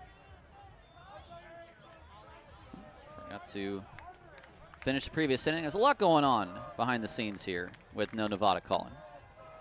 The next pitch is hit to left. Hit pretty deep. Back is Orsak. He leaps. It's gone.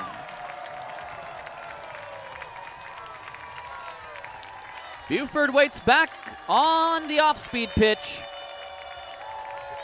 And he has himself a solo shot. It is 12-3.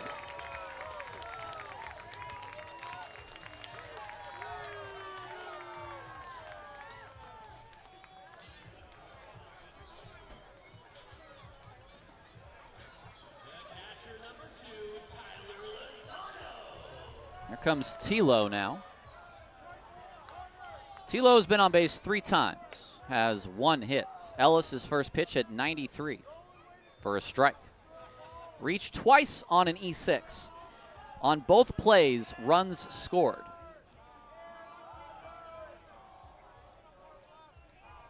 Next one, a half swing. Does he go? No, says Grant Myers at first.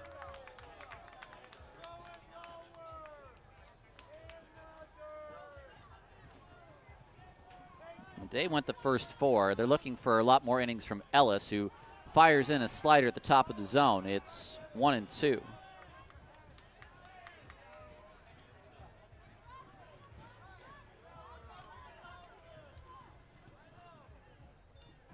The next one is a ground ball chopper again to the shortstop spot. Leday's throw this time gets Lozano. A ground out. First out of the inning, and we have a pinch hitter. It is Lou Helmick.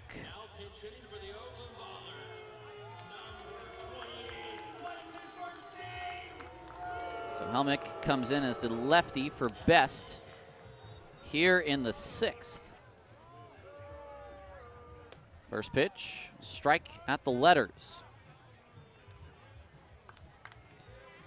Helmick's numbers on the year: 324, 5 home runs, 48 driven in.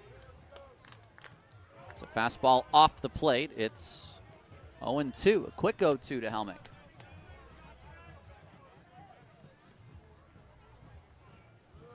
Ellis is set from the stretch. The next pitch is down and in toward the back foot. It's 1-2. Helmick's been on a little bit of a walk kick in the series.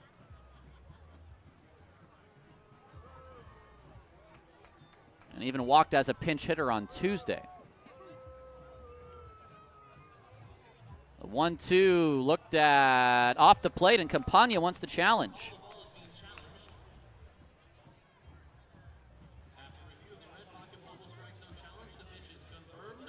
It's confirmed a ball. It's a nice eye that time by Lou. Now, Lou loves the challenges. Oakland has used one today and gotten it wrong. So if one more pitch on the edge is called a strike, you're going to see him use up an Oakland challenge. The 2-2, it is high for ball 3. From 0-2 to 3-2 is another walk in Lou Helmick's future. And there could be some prognostication in the 8th inning again today with the Ballers up 9. The next pitch is down the line, foul, just barely foul. Bill Shortridge was right there on top of it. Did not miss by much. 93 sent the other way by Helmick on one big hop. That was awfully close. 2 close plays like that today. One on the Santos 3-run double, and there on what could have been a double by Helmick. And of the 2, if one was going to be called fair, I would take the Isai one over the Helmick one. The 3-2. Ellis throws. It swung on and fouled back. That time an off-speed pitch to Helmick, and this will go to an 8th pitch.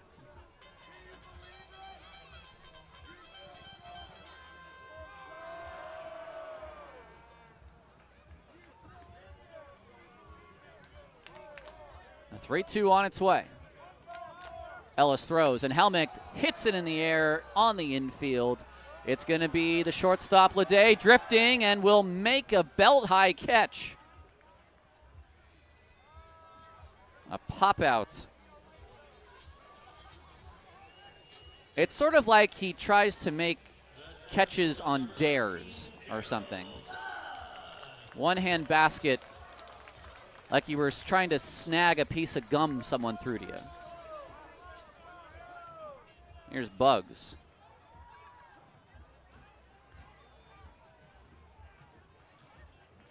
And I think the warning issued by Alan Walker just for the pitcher Ellis to wait until the batter is in the box to come set, so the eye contact is had. The first pitch to Bugs is a fastball outside. Bugs was the first batter Ellis faced when he hit him in the helmet.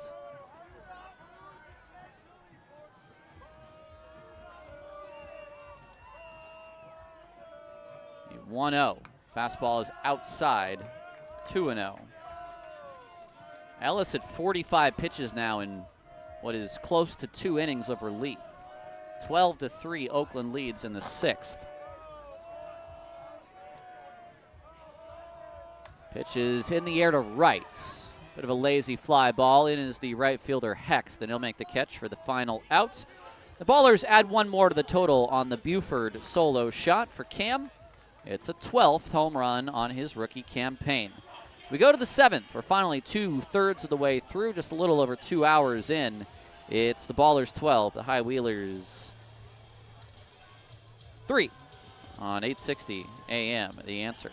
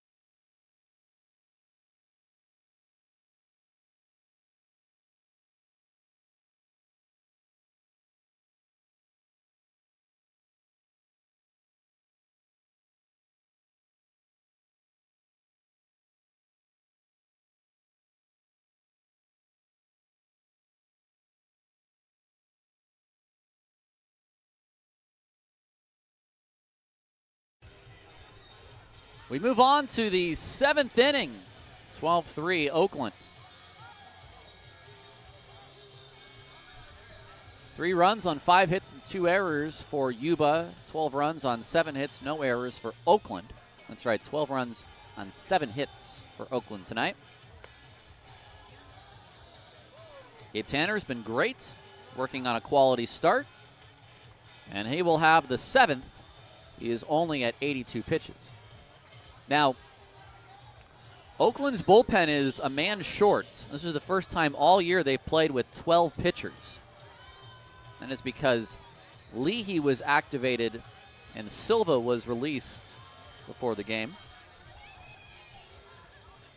So just a man short from usual.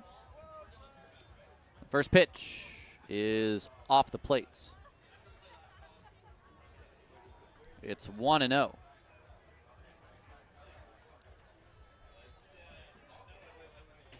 Next pitch is popped in the air down the left field line. It reaches foul territory. It's 1-1.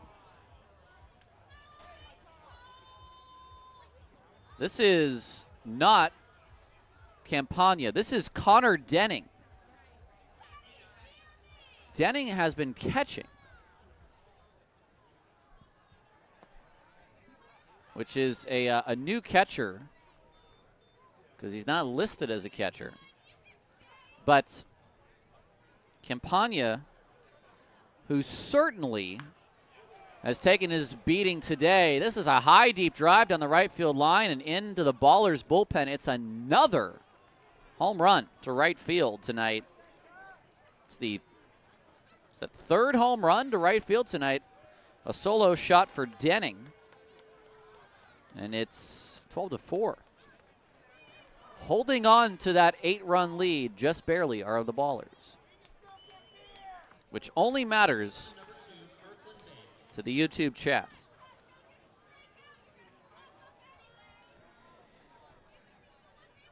Denning actually came in as the catcher the previous inning. And now a ball hit up in the air by Banks. That's a shallow fly ball that Harris will put away. So unfortunately for Tanner, it's no longer a quality start. Even though he's going to go more than 6 innings, it's a 4th earned run on his line.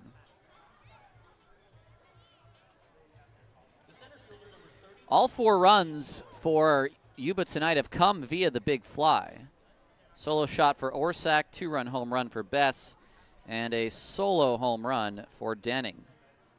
Here's Flores. First pitch is popped up. That's out of play.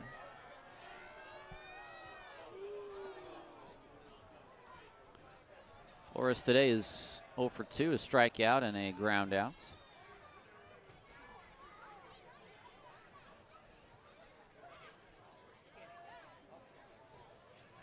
Tanner works from the windup. And the 0-1 to Flores is hit to left field. In is the new left fielder, Helmick. He stops, he makes the catch, there's 2 away.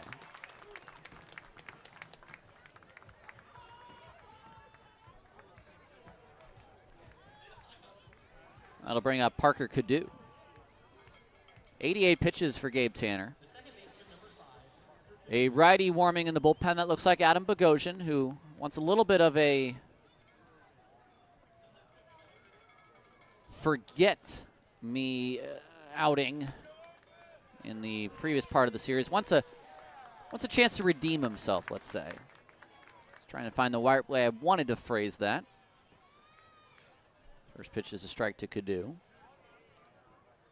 The 0-1. Strike at the knees, 0-2. It was 4 runs on no innings pitched in his last outing. The 0-2 is outside.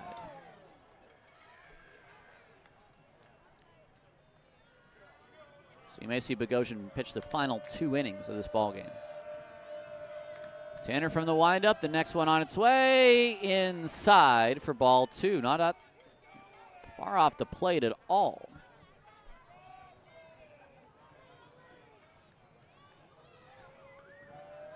Another 2-2. To left, down the line, but slicing foul. A single for Cadu. It was a broken bat single to left in his first at bat.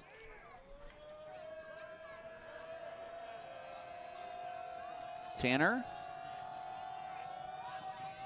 fires, and the pitch is too high. 3-2. So from 0-2 to 3-2, Cadu has fought one off in that interim period.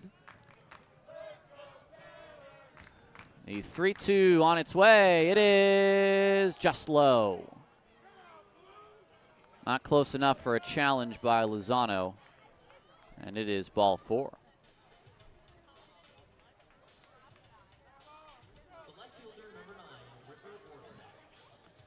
Orsak, who has had the best night of anyone against Tanner with 2 hits. First pitch hits Orsak, and he'll take his base.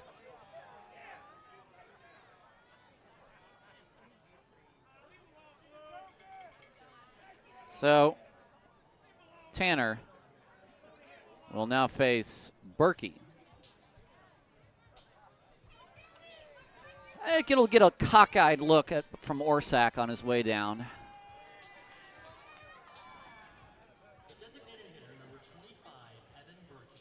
Two on, 2 out here in the 7th. There's still 2 more games between these 2 teams.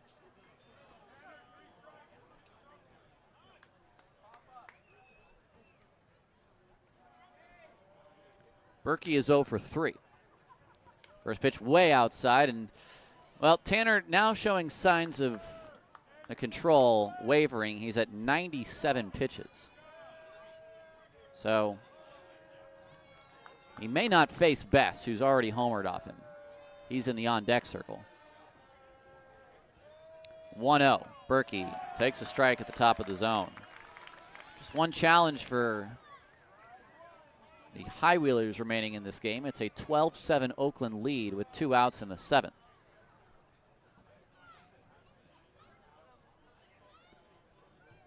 Tanner's next pitch, a slider. That one's in on the inside, a front door slider. It's 2-1. That had some good bite to it. Now maybe you sort of try to get a little chase from Berkey. The High Wheelers have only 1 fewer hit than the Ballers do, 7-6. But they trail by 8. 1-2, swung on and missed, 90 above the zone. That's 7 solid innings from Gabe Tanner, who allows 4 earned runs He has put his team in a position to win a 9th straight game over the High Wheelers. I need to stretch. Maybe you do too. We'll take a break. We'll come back on Ballers Baseball on 860 AM The Answer.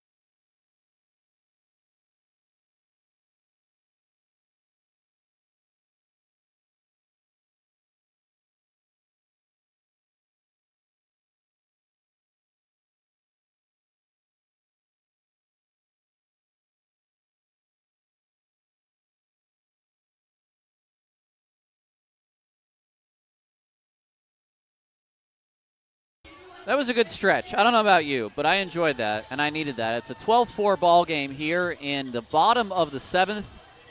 We'll see the top of the order in Cobb, Santos, and Leahy facing off against Ellis in a 3rd inning of work. So far for Ellis, 2 innings, 1 hit allowed, which was the Buford home run. It's the only run he has allowed. A walk, 2 Ks, and 2 batters hit. Here's Cobb. Cobb has been hit twice today, and now he takes a strike at the top of the zone. So I think he's pretty sick of it. He is 0 for 2.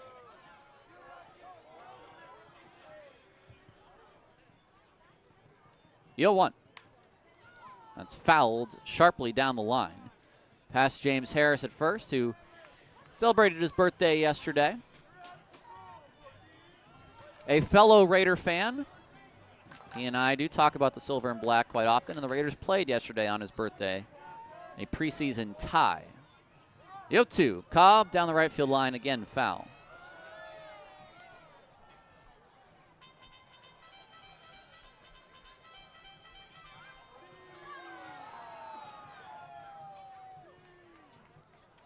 Set is Ellis. The next pitch, Cobb takes high and away. Still looking for more than just 1 hit in the series.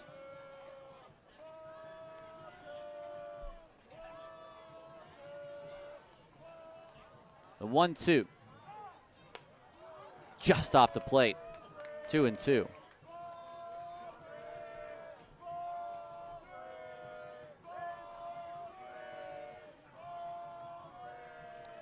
Two and two. The Ballers lead off man. Bogosian still warms in the bullpen, and the next one is down low. Ellis is now over 50 pitches. It's a long night of work for him.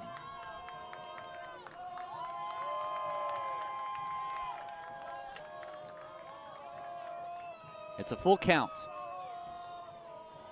Pitch to Cobb is a slider in the dirt. It's ball 4. So Cobb is on base, and that'll bring up Isai Santos. Arguably the biggest hit of the game, his 3-run double in the 4th inning. Danny Harris had a 3-run home run, but was well after that one. Pitch is swung on and missed. 1 for 3 with the 3 RBI on that double. He's also walked and scored. That came back in the 1st inning. The velo is still good from Ellis. Ground ball to first. Best will try to go to second for 1. They get the out there. The return throw is not in time. So a fielder's choice. Cobb is out 3-6.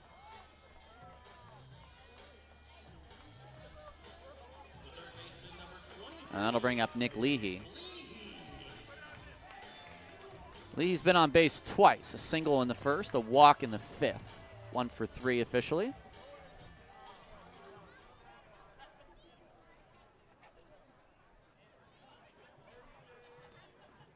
First pitch is high and away.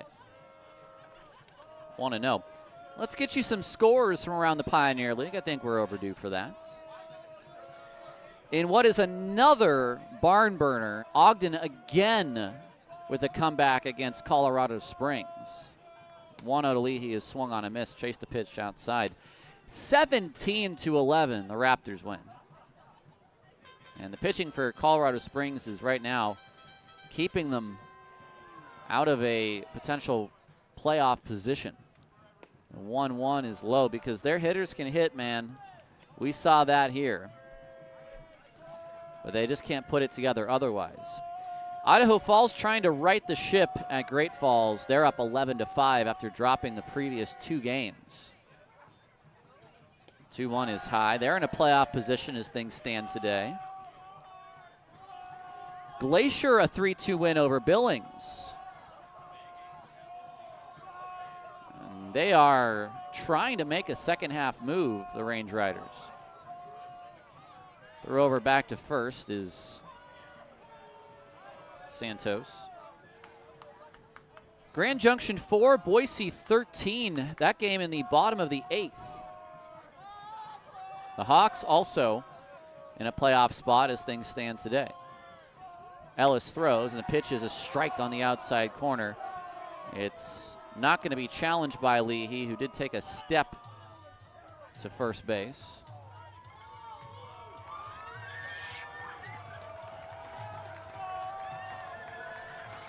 A 3-2 pitch. Isai Santos leading from first. There he goes. It's outside. It's ball 4. Oh, and the ball is thrown through, and it's thrown to center field. Santos will go to third. Oh, Denning threw the ball on ball 4, and I don't know if anybody was ready for it. It's going to go down as an E2. I don't know that I've ever seen that. Isai was off with the pitch, but he also advanced to second. Or he also advanced to third, I should say. And that'll bring up Almanza.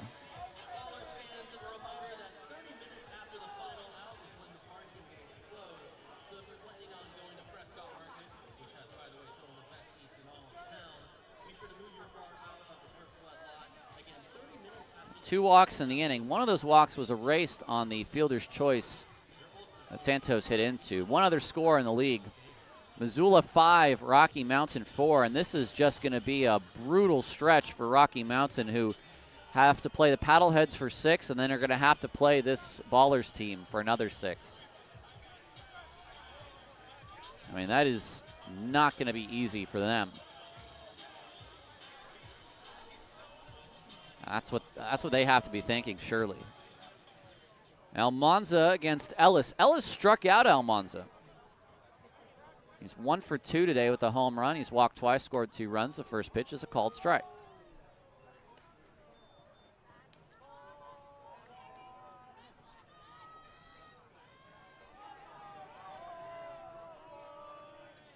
Ellis waits. Now the pitch, it's popped up. This is on the infield, probably playable. Bangs backing up, he makes the catch. A pop out, and that'll bring up Harris. 12-4, Oakland leads. Get your questions ready. Back-to-back Magic 8th innings. I will. Hey, listen, I said to you last night there was a cutoff. If your question didn't get in last night, re-ask it. First pitch to Harris is a called strike on the outside.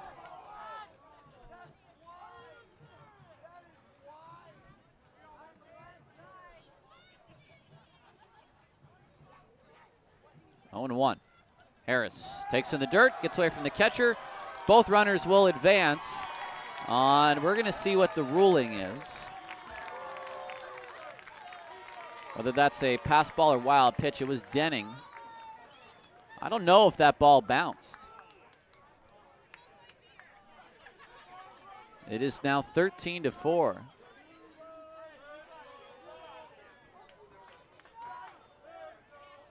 It's 1-1 to Harris. It's a wild pitch. The 1-1 is swung on, bounced toward third, but foul. The wild pitch scores a run. At the moment, it's an unearned run because Santos advanced to third on an error.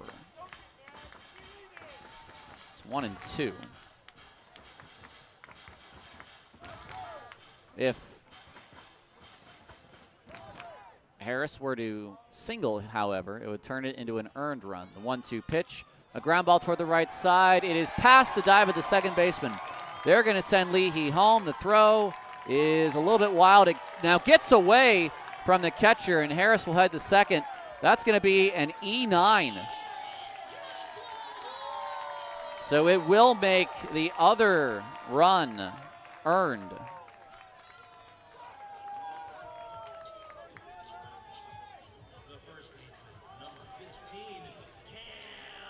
And it's now 14-4.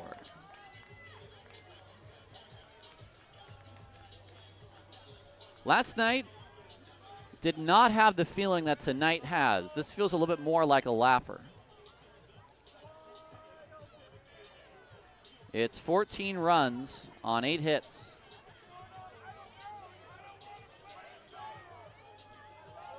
And it's 4 errors on the board for Yuba Sutter.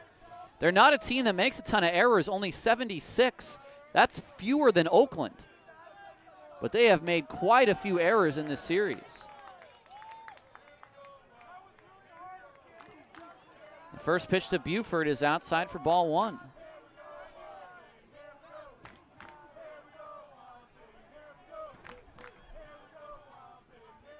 1-0. Strike on the outside, 1-1.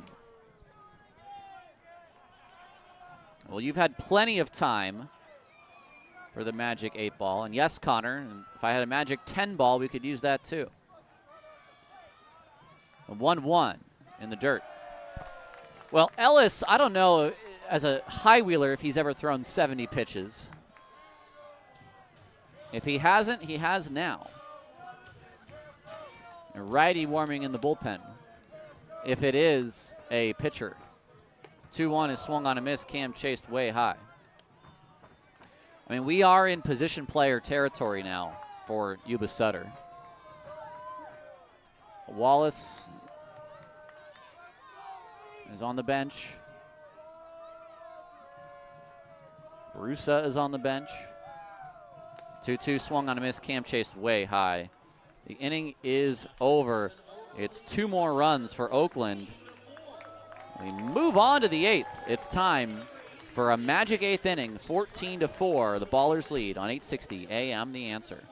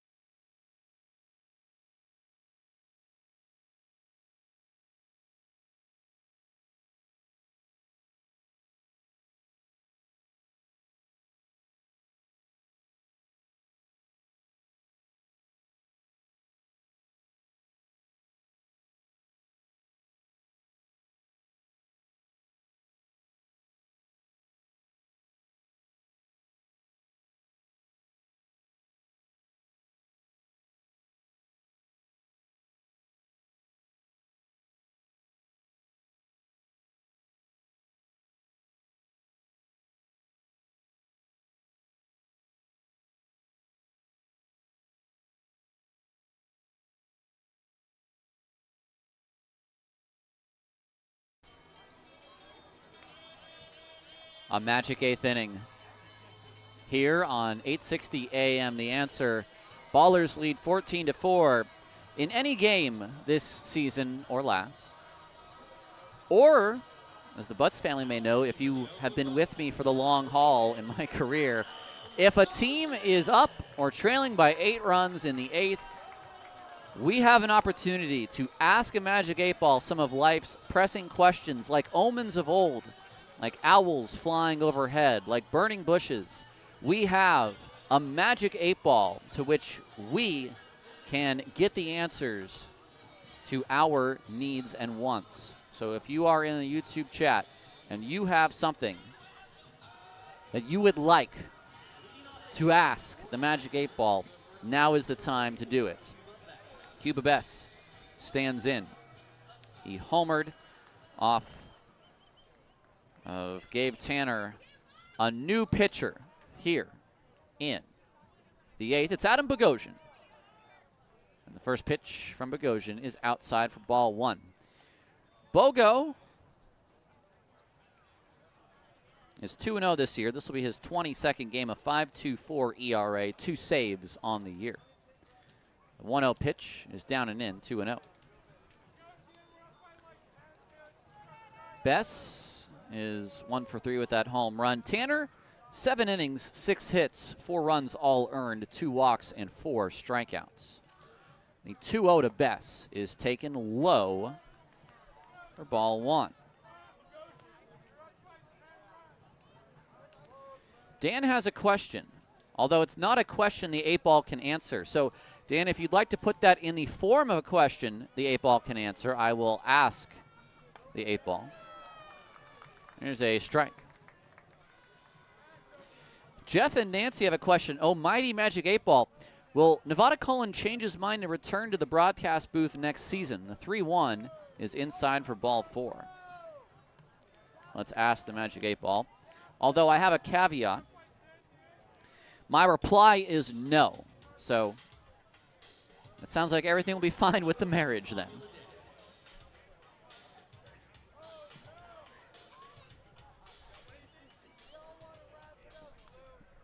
And that'll bring up Bobby Leday. Leadoff walk for Bess. Leday is 1 for 3 with a single. First pitch is a called strike.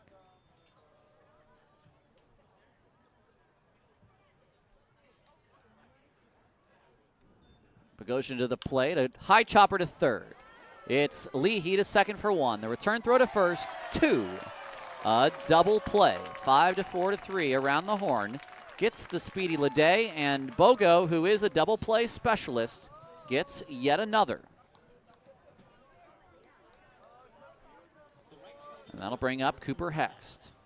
Dear Magic 8 Ball, Vince in the Bay wants to know, will the Ballers get 80 wins this season? If that would happen, that means they would not lose a game the rest of the year. Outlook hazy. Vince, you ask a lot of the 8 Ball and of the Ballers. The first pitch is a called strike.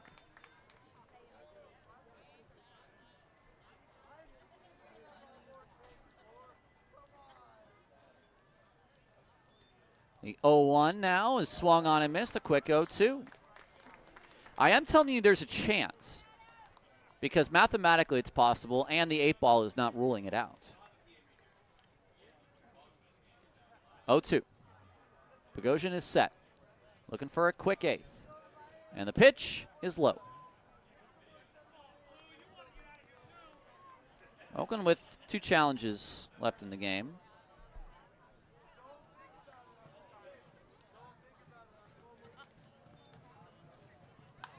Next pitch is fouled away.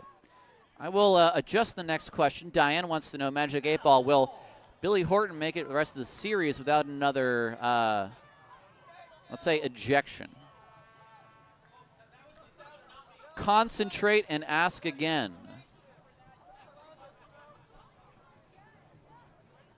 Non-committal is the 8 Ball. Swung on and missed. A changeup from Bogo. And it's a quick top of the 8th. We head to the bottom of the 8th. We'll keep our Magic 8th inning going on the other side. 12-4 Oakland on 860 AM, The Answer. Yeah, we're just going to do one tonight. Thanks, Vince, for postgame.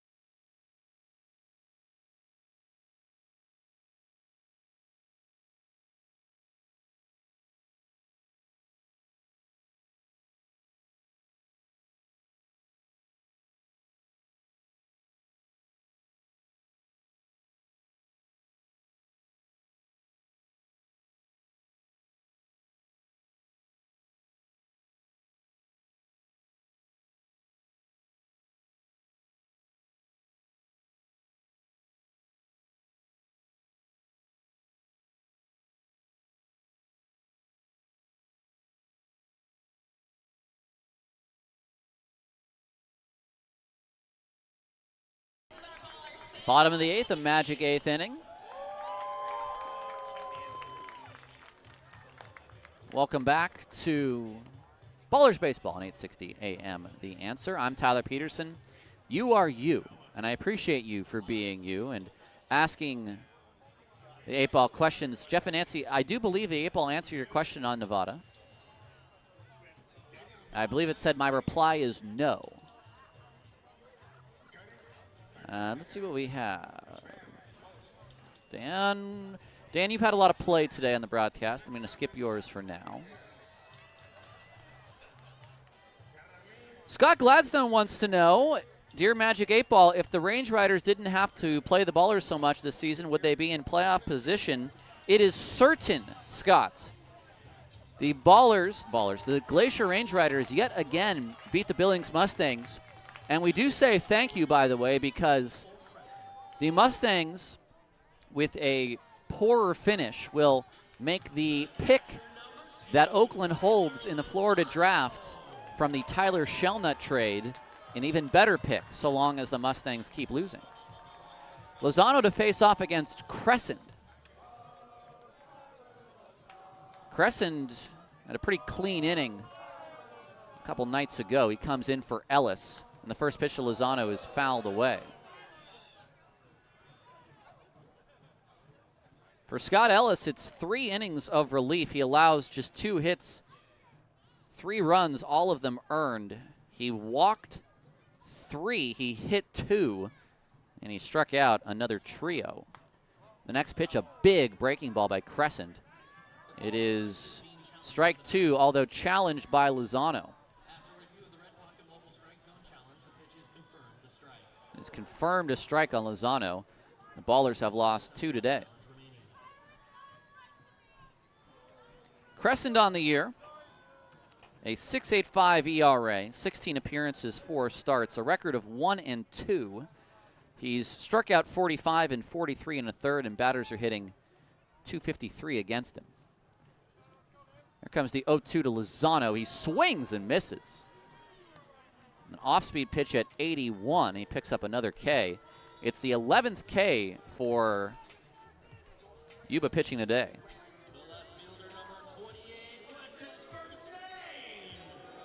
Jesse Snyder wants to know, Magic 8-Ball, will Oaklandish and the Ballers bring back the gold jerseys? Yes. First pitch is low. When? I don't know. There are lifestyle jerseys available for purchase at Oaklandish at this moment. Here comes the 1-0 to Helmick. Next pitch is down and in for a strike. And Helmick will now challenge. He loves to challenge. And I think he's about to have final incorrect challenge for Oakland. It's a confirmed strike. I don't think there's one time Lou this year hasn't craned the neck after taking a strike. And I'm sure Alan Walker is saying, I told you so. Alan Walker, by the way, he's been right 5 out of 6 times on challenges. The 1-1 is taken low. I think Yuba wanted to challenge that one, but laid off. A pretty good pitch by Crescent. It's a 2-1 count.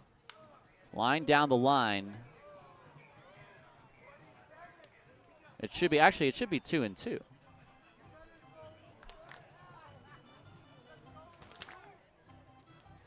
Helmick, his second at bat after coming in for Best.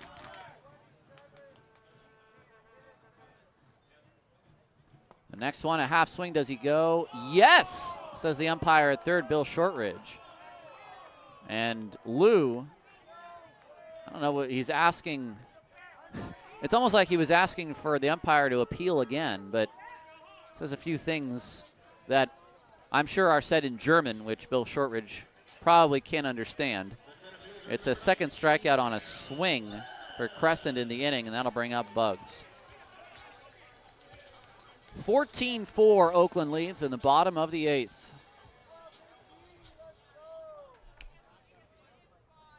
Somehow this game, as Bug swings and misses, which feels like the longest of the four, maybe the shortest. But that's going to depend on what happens in this next batter and half inning. 0-1 is a strike at the bottom of the zone. It's 0-2.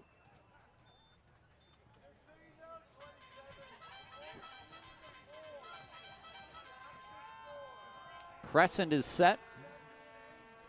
And the 0-2 pitch is a breaking ball just off the plate. And Denning wants to offer a challenge. And that looked off the plate. And I'm going to say that Yuba has just lost her last challenge.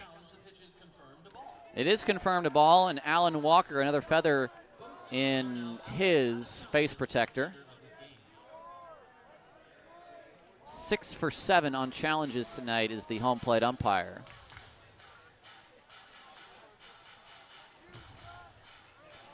Now, that is one where, because we are using the in and out system on the Bug, it's considered a ball. If you saw that pitch on the stream and it looked like it touched the zone, again, that's only a representation of the strike zone. It doesn't actually count. 2-2 swung on and missed. That's all she wrote. Crescent strikes out the side. He's been one of Yuba's best pitchers all week. 14-4, the Ballers lead. Bogosian looking to finish it off on 860 AM, The Answer.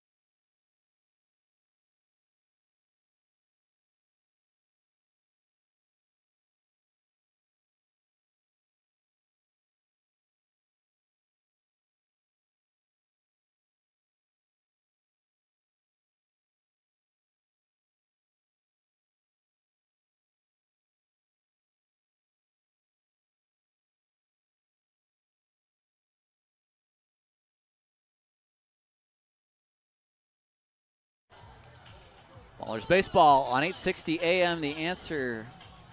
You all get a Craw de Raimondi tonight for sticking with us to the 9th. Qua de Raimondi? What should it be? I took Spanish, not French, so.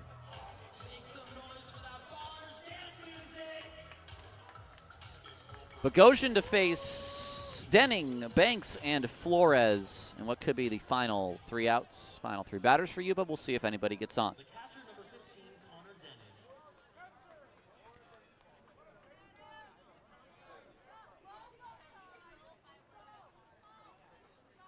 Bogosian is set. And the pitch. Ground ball. Cobb on the 4th hop loses the baseball. It's off his arm. It's into center field. It's an E6.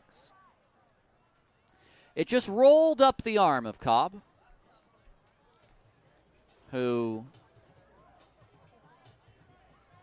I would not call it a friendly hop, but that's a play that has to be made at the professional level, so it's an error.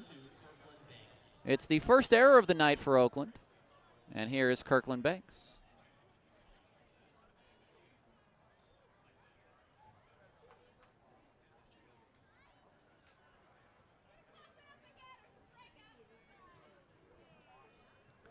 First pitch, Bogo fires, it's high. 14-4 here in the 9th. I'd be interested to know who the player of the game would be tonight. Denning will take second on defensive indifference. The ball is hit to short. Cobb will throw to first. It's a first out. So no defensive indifference needed to be noted because it's a ground out and Denning advances. Would have been yet another double play for Adam Bogosian. And there's one away.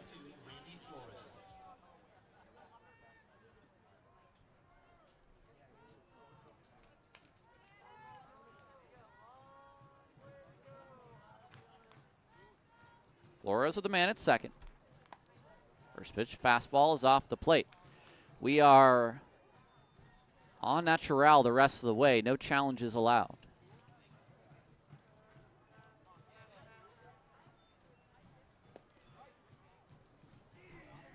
Next pitch is low, 2-0. We will rely on the sound mind and body of Alan Walker.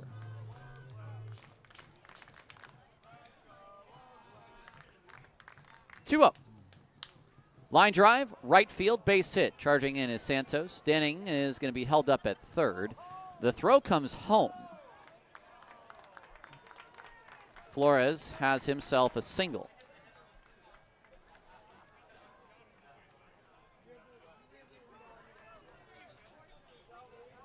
And a pinch hitter now, it's going to be Gio Brusa.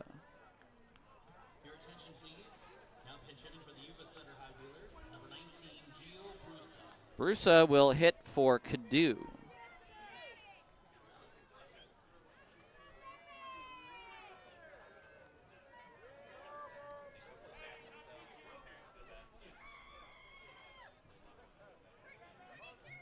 First and third are the base runners with one away. There goes the runner to second on defensive indifference. It's swung on and missed.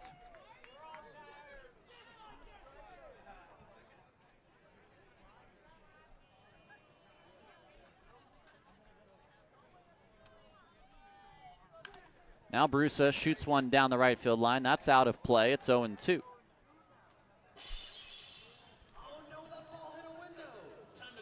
If that runner from third would score, it would be unearned on Bogo's line, but with just the one out, Flores is definitely in play as a earned run. Next pitch is outside, 1-2. It was a clean eighth for Bogosian, who allowed a walk and then erased the man on a double play and struck out the next batter. The 1-2, Brusa swings and misses at the Bogosian changeup. And now with two outs, any runs this inning are unearned. With two outs, Booney grabs the backpack. And up to the plate is River Orsak.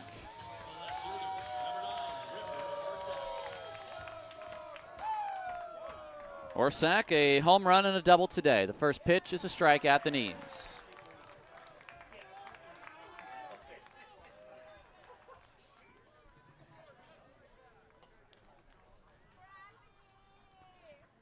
Next one, down and away. 1-1. Bogosian had 25 pitches through his 2 innings.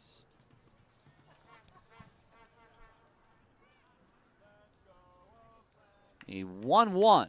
Orsak to right field. Shallow. Santos in. Santos makes a running catch. This game is over. 2 hours and 49 minutes, and it did not feel like it. 14-4, the Ballers win. It is a 54th win for Oakland.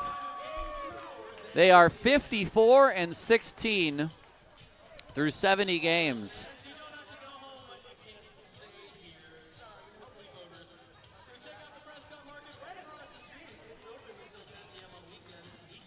Just like last night. Pitching, defense, and hitting all outclassed YOLO. Now, YOLO's mistakes certainly fed into that because just one fewer hit than Oakland at the end of the night.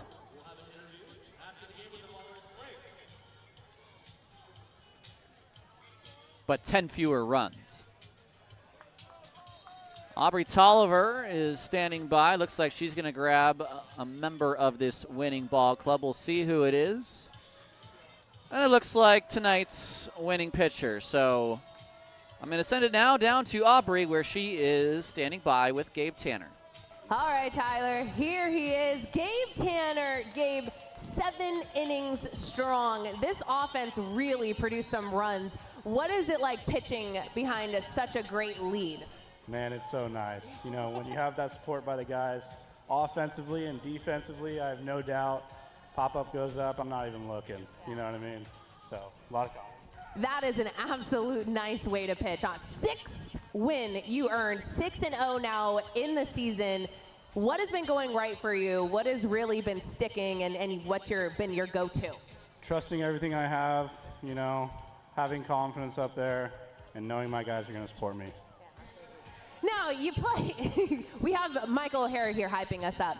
You play 12 games against these guys, back to back to back to back. How do you go out knowing that you've seen those batters over and over again? How do you approach that? Being a pitcher later in the week, watching them throughout the week, it's a huge, you know, note-taking opportunity, and, you know, I'm prepared. Thank you, Gabe. Tyler, back to you.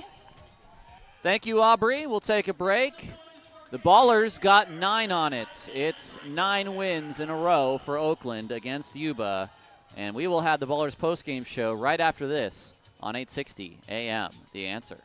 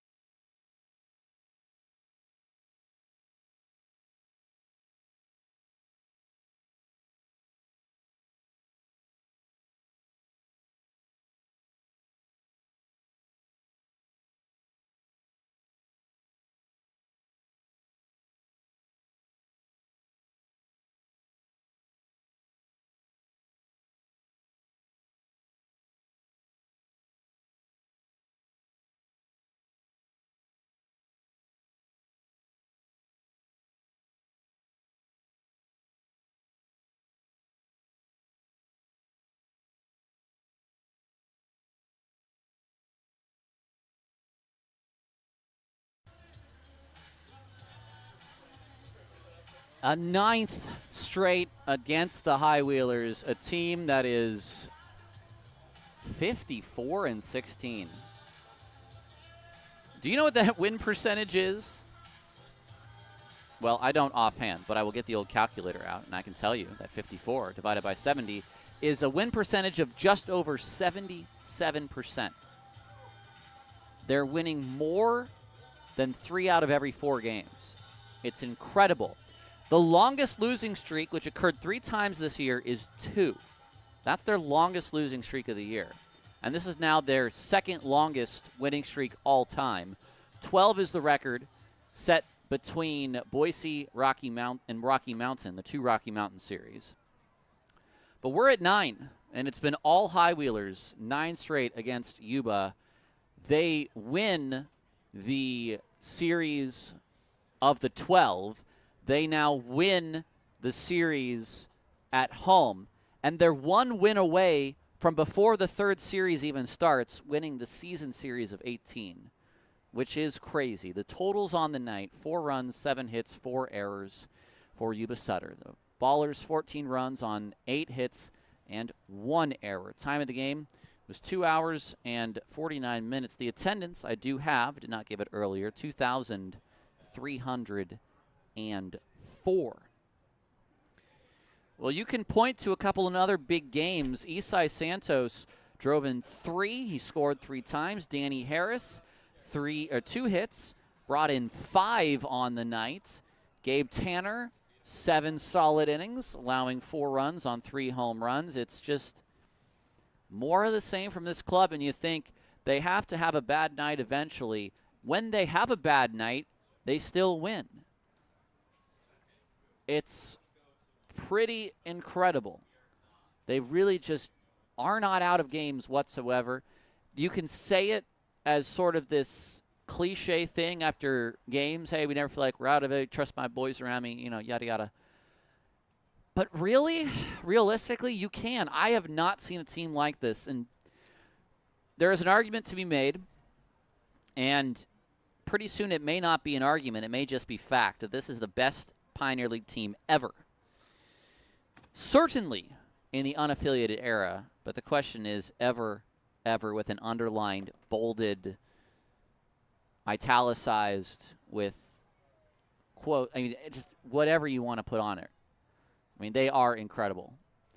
Let's look around the league. Final scores to wrap things up. We told you already, Ogden 17, Colorado Springs 11, Glacier 3, Mustangs 2. The Chuckers did win tonight. They beat Great Falls 11-7 between the battles of the Falls. Boise finished off a victory at home. It's Hawks 14, Jackalopes 9. Missoula, a 5-4 win against Rocky Mountain. As for the standings, what happens now? The Ballers move up to 54-16. That's still 5.5 games over the Paddleheads. They'll play a doubleheader tomorrow. Idaho Falls and Boise are the 2 teams who are both tied for the next best record. Ogden, they're not reporting their final loss, which was a knockout round loss, so they're 38-31. The Hawks are 39-31. It's the 2 Idaho Falls teams they're the Idaho teams that are still in those playoff spots. In the second half, it's Glacier and Ogden who are both 3.5 back of Missoula at 12-10. So all of a sudden, it's Glacier making a run. They are 2 games above 500, and they want something out of this second half. Meanwhile, Yuba Sutter, they are tied for last with the Grand Junction Jackalopes at 8-14. They've lost 9 in a row. They were 8-5, and the slide continues, and it is nothing that this franchise has been used to in their short existence so far. They have not known anything but success. And they were, I believe, the 4th best team in the league in the first half. They were fighting for a playoff spot alongside Oakland. They got a playoff spot with Oakland in the second half of last year. They beat Oakland, beat Glacier to win the championship. And these are uncharted waters for the High Wheelers. If there is anyone that can turn this around, it will be Billy Horton, who I do believe won 19 of his last 21 games in Billings to make the playoffs 2 years ago. So never count them out. Well, we'll take a break until tomorrow, about an 18-hour break until our 4:35 first pitch, and we will be on Flow at 3:30 to call our home run derby. Would like to thank our operators today, Vince, Gavin, and Ben, for getting us on the air in our various states of broadcast. I want to thank you all for tuning in as well. I'm Tyler Peterson for Nevada Cullen, who is with us in spirit. The final score, one last time, it's Oakland 14 and Yuba Sutter 4. We'll see you tomorrow at 4:30, pack time on 860 AM The Answer. Enjoy the rest of your Friday evening.